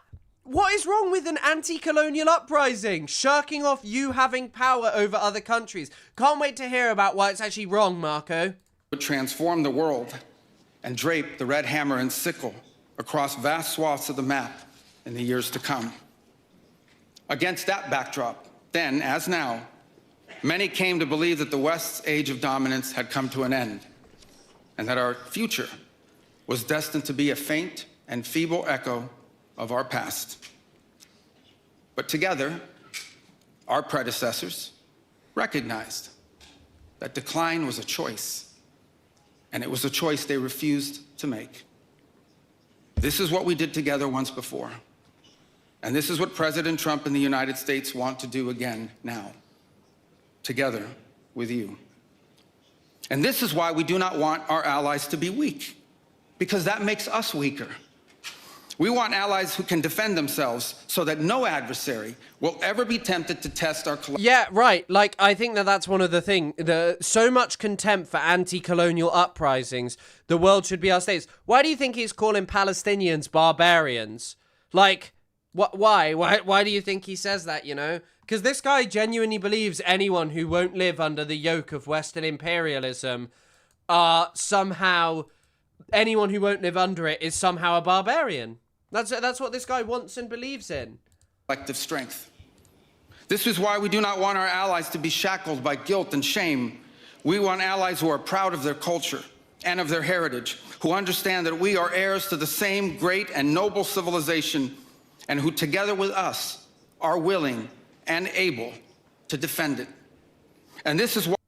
These people sat and clapped for this, you know. They sat and clapped listening to Marco Rubio talk about how much he hated anti-colonial uprisings, many of which, you know, weren't even like some godless communist thing, as he put it, but rather were just attempts at people living in countries to gain some kind of, you know, meaningful independence. It's literally just reiterating that this guy has a right, and his friends have a right to go into wherever and control them and decide exactly what goes on for anyone and everyone. Why we do not want allies to rationalize the broken status quo rather than reckon with what is necessary to fix it. For we in America have no interest in being polite and orderly caretakers of the West's managed decline. We do not seek to separate, but to revitalize an old friendship and renew the greatest civilization in human history. By the way, as well, you couldn't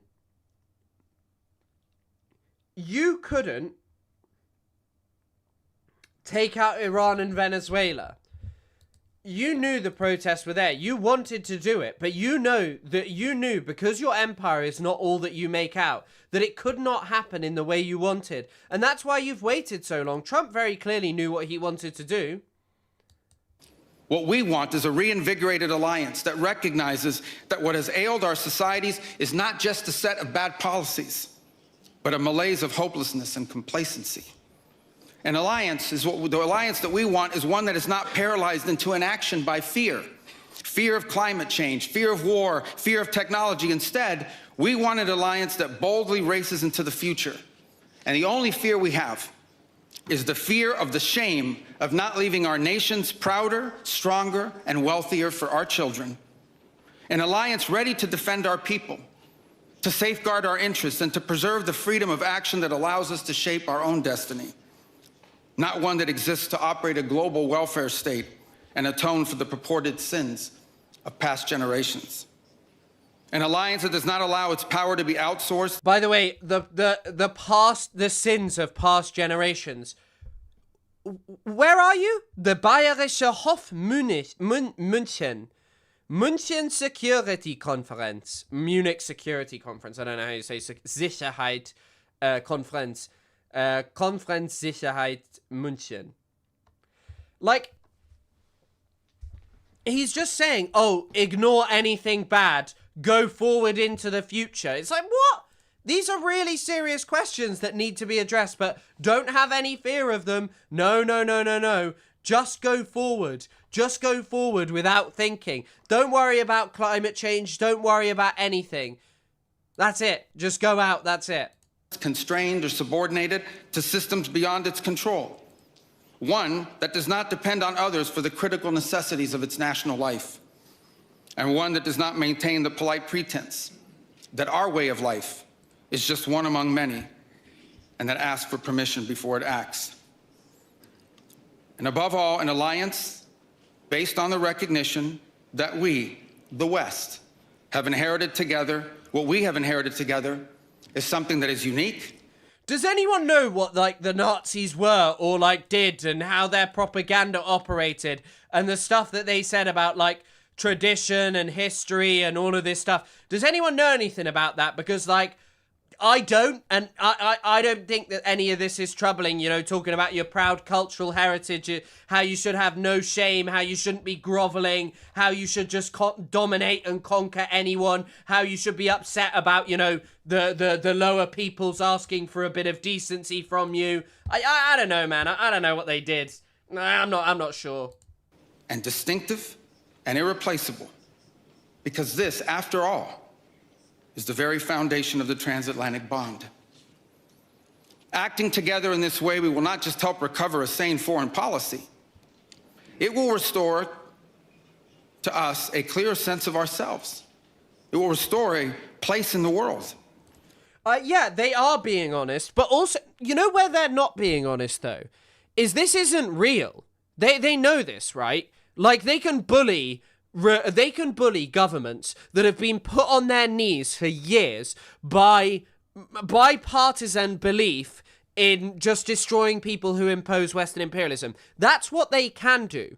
What they can't do is seemingly challenge China, the real, you know, enemy who's not so spoken about by these people as much right now, but also is sometimes, whereas Trump will say one thing where apparently he's evil, and then other times Iran's fine and that they want a deal, and I don't know.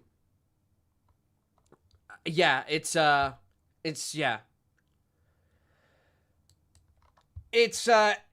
really just, like, amazing. Because, as I say, they didn't have as much power as they claim they did when it came to Iran and Venezuela at the same time. Sorry, I just saw someone refer to Palestine, a 4,000-year history, as airport bookstore history. By the way, it's definitely not. And Sammy Gould replied, Hariri, Isaacson, Cherno, and Meltzer are much more that. Yuval Noah Harari, I always thought it was Hariri, is way more that, the bookstore history, but yeah, airport store history. Numasala's book is long and detailed. I actually have it here. I've never read it. I was given it for my birthday, and I keep meaning to read it. One day I will read it. I'm sure it's great. And in so doing, It will rebuke and deter the forces of civilizational erasure that today menace both America and Europe alike. So in a time of headlines heralding the end of the transatlantic era, let it be known and clear to all that this is neither our goal nor our wish. Because for us Americans, our home may be in the Western Hemisphere, but we will always be a child of Europe.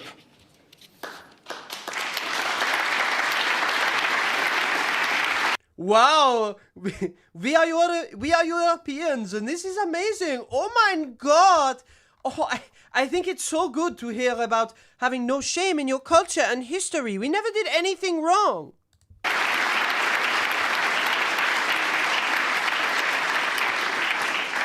Our story began with an Italian explorer whose adventure into the great unknown to discover a new world brought Christianity to the Americas and became the legend that defined the imagination of our pioneer nation.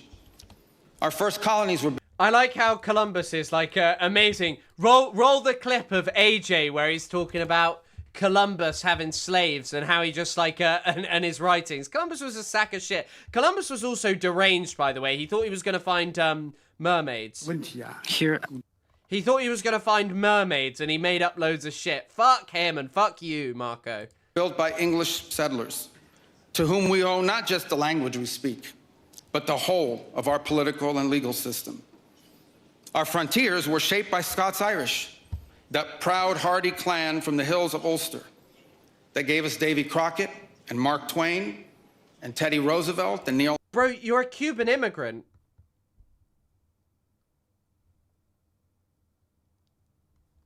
Armstrong. Our great Midwestern heartland was built by German farmers and craftsmen. By the way, I know a lot of you didn't see it, but once again, with all of the Epstein stuff, one of the reasons that I think I'm actually more interested in Epstein, and especially have been recently, and if I had more time and I wasn't streaming so much, I would love to write about, like, because a big part of me thinks Epstein was a fucking idiot, but Epstein certainly had his finger on the pulse of doing, like, crazy, of stuff that went on to be very, very important and powerful, and one of those things was just like funding the European far right with Steve Bannon. He fucking loved doing that, and now that's just the open, avowed policy of the Trump administration. So much different stuff.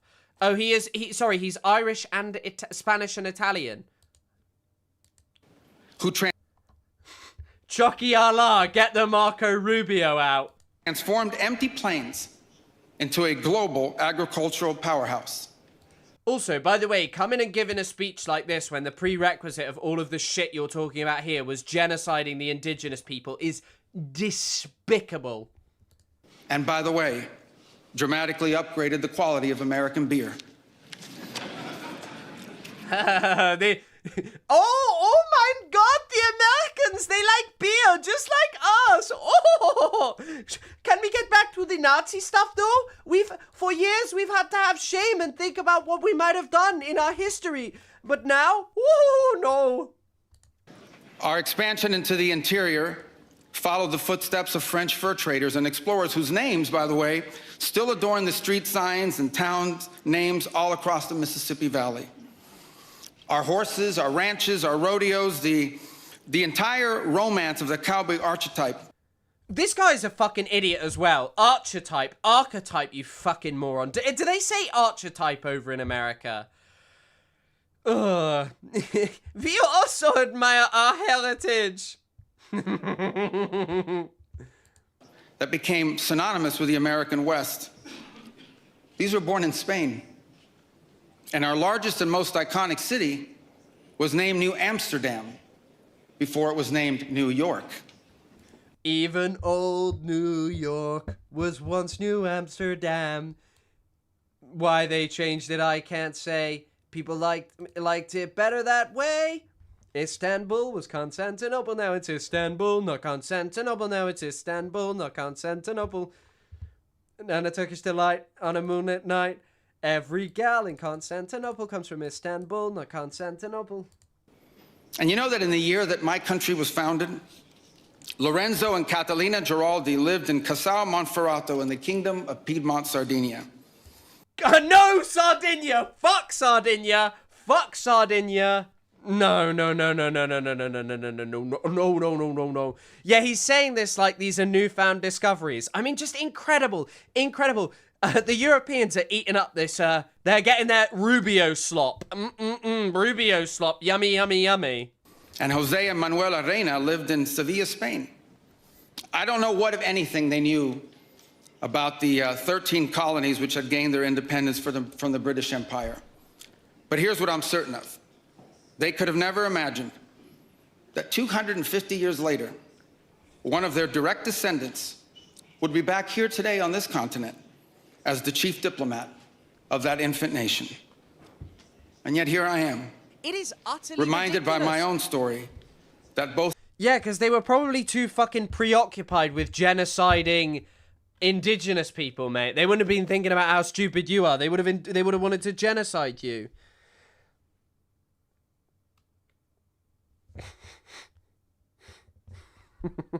So, what does Pog... I feel like I shouldn't read that out, Marcus Ryan, but thanks for the €2.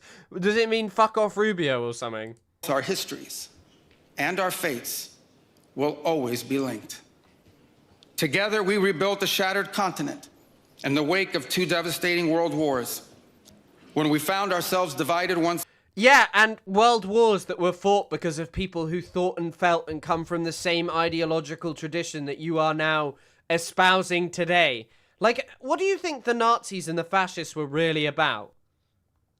Once again, by the Iron Curtain, the Free West linked arms with the courageous dissidents struggling against tyranny in the East to defeat Soviet communism.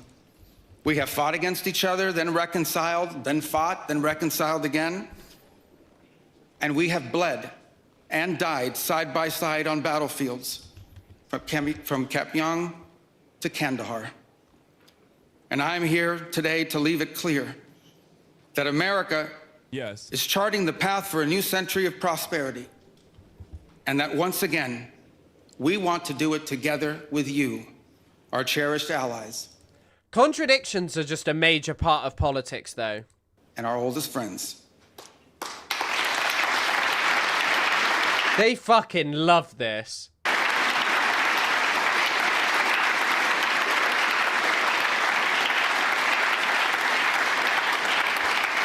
We want to do it together with you. We want to do it together with you. A Europe that is proud of its heritage and of its history. With a Europe that has the spirit of creation and liberty that sent ships out into uncharted seas and birthed our civilization. What are you expecting us to do? Where are you expecting us to send out ships to now and like explore? And what, do you want us to bring back slavery or genociding indigenous people for aesthetics? I don't really understand. Like, I don't really understand, like, what bravery we could do that with. With a Europe that has the means to defend itself and the will to survive. We should be proud of what we achieved together in the last century. But now we must confront and embrace the opportunities of a new one. Because yesterday is over. The future is inevitable. And our destiny together awaits. Thank you. Lame speech. That was a lame speech. It was just like, oh, here's a fucking cowboy.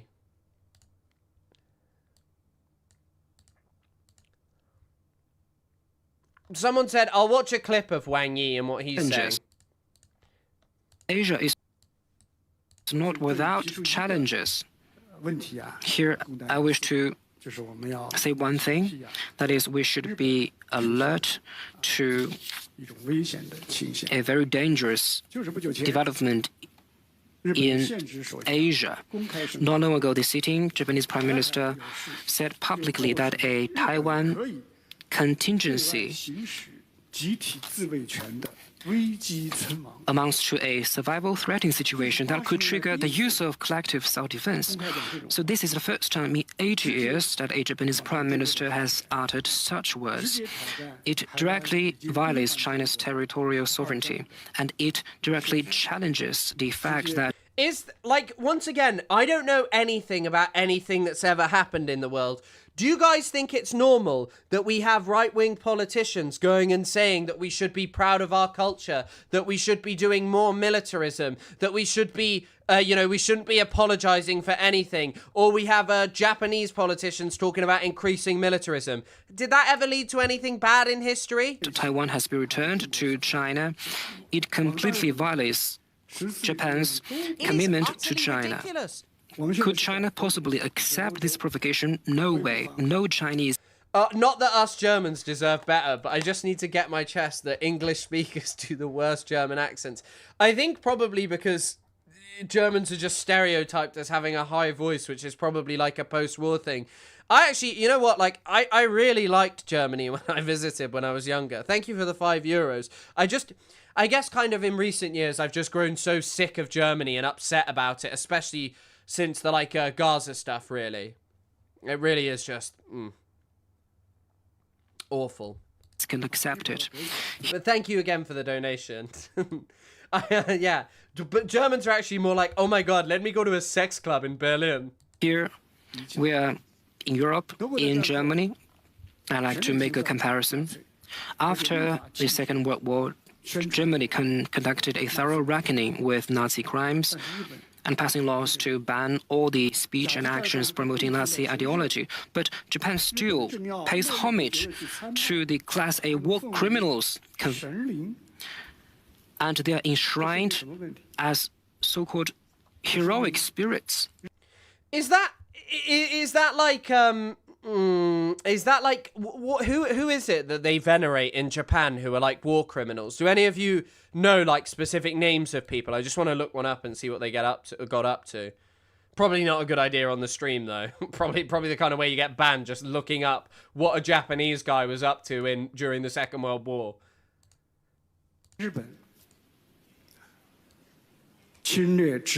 So this means that Japan has lingering ambitions for invasion and colonialism of Taiwan, and the ghost of militarism are still haunting the country. The lessons are not far behind us. Back then, Japan also cited the so-called survival threatening situation to launch its war of aggression against China, and also the Pearl Harbor. If Japan doesn't truly repent on its wrongdoing, history will only repeat itself. This is the lesson we should learn. So I think all the conscious people should be alert and stay sharp. The Japanese people should not let the right... Look, they gave us Pokemon though, so like Japan's cool. So it's the Yasukuni Shrine. I mean, I like Japanese films, but sometimes I worry about like the militarism and stuff in them, and if perhaps I understood more about them, I would be even more horrified, like the context of the films.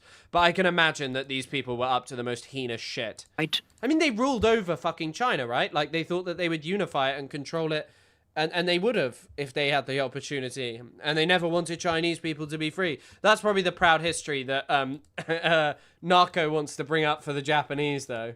Far-right extremists fool and drag them along.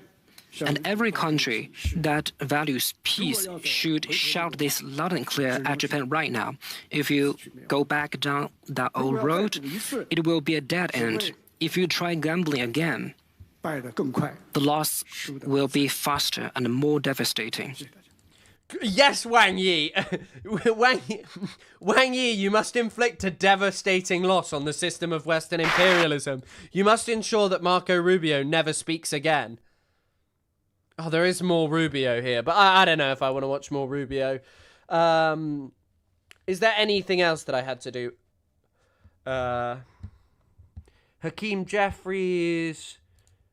Oh shit! Did any of you see? By the way, is Thomas Massey? Has Thomas Massey ever been doing lots of like Thomas Massey conspiracy?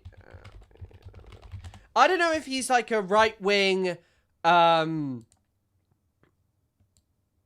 Like if he's like a right-wing anti-Semite, or Oh, so here's why here's the first thing that comes up. Wow, he's anti-Semitic. Congress these days, American patriotism, Zionism. This is a very evil anti-Semitic post. And by the way, I was more just interested in like what Massey kind of came at Palestine from. Yeah. Because that is certainly, if that's the first thing that comes up, I would probably doubt that he has like a, because Marjorie Taylor Greene is like, it's kind of hard to kind of feel differently about Marjorie Taylor Greene. Mar-a-Lago Dog Party. No, I haven't seen that. Furry Dog Party. Oh, I did see that. What, recently? And I will read more about... this is one of the things... I'm letting days slip away from me. I should have read more today. But today's one of the days that's fucking hard because, you're trying to scrape together the news. And I kind of forget that, most streamers have years and years and years of experience. And I've been quite lucky in terms of, like... I've built up a pretty big audience without having streamed for that long. Because obviously I got the luck of the H3 stuff really taking off. And Yahoo's involvement with Trump is influencing the decision of the Epstein file release? I think Israel is influencing the Epstein file release because Israeli intelligence and our own CIA was wrapped up with Epstein. And so...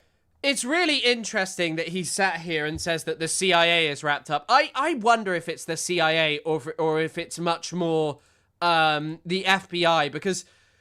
I decided to watch some of that Jeffrey Epstein Filthy Rich, and it's really interesting, when they didn't have all of that information back then, but they're just talking, they talk a lot about the first case and how strong it was against Epstein and how the sweetheart deal was just the maddest thing imaginable. Like the fact that sweetheart deal happened just has no coherence, no logic, that it must have pertained to Epstein controlling way more power or powerful people around him, basically preventing anything happening. So it would be embarrassing to our own intelligence agencies as well as Israel's intelligence agencies for all that to come out.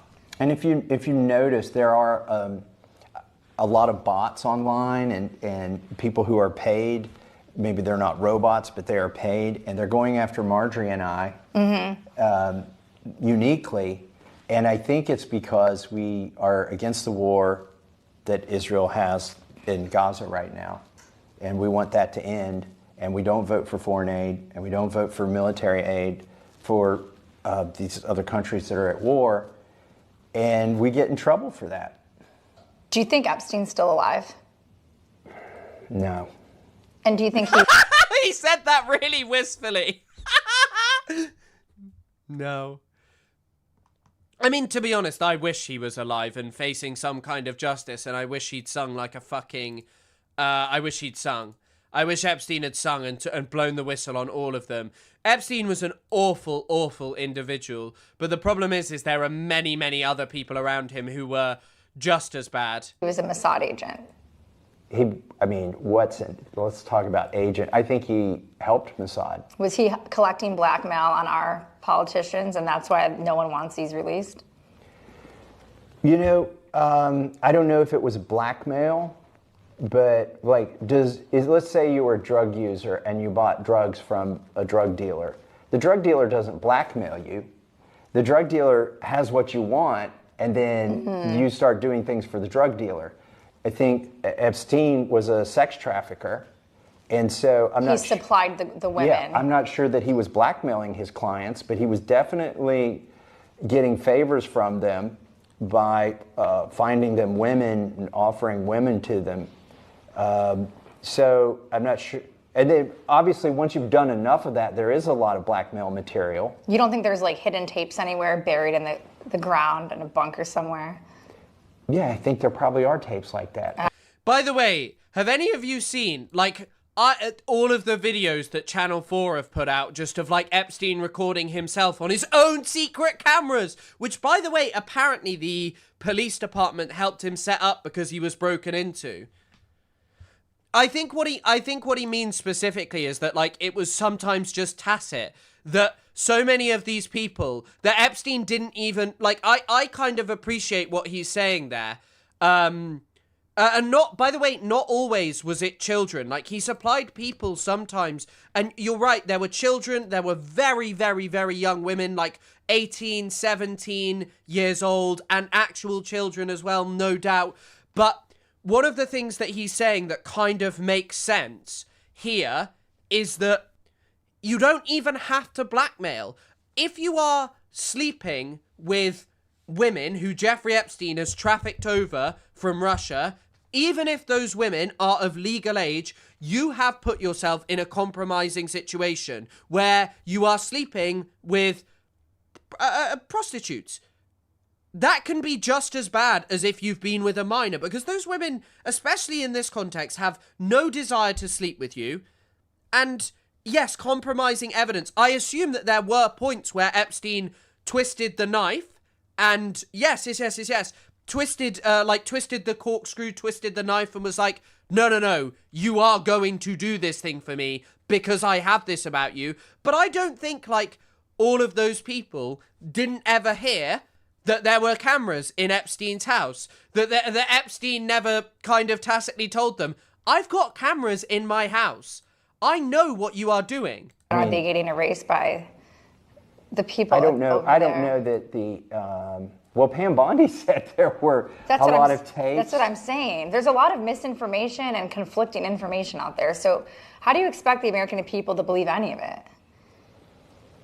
I believe about 1% of it myself. I literally don't trust anybody up here except Marjorie Taylor Greene, Lauren Boebert, and Nancy Mace most recently, because those were the three women that co-sponsored. What about Rokana? Turn the screw. Thank you. Yeah, turn the screw, tighten the screw, or anything like that. Like that's how this.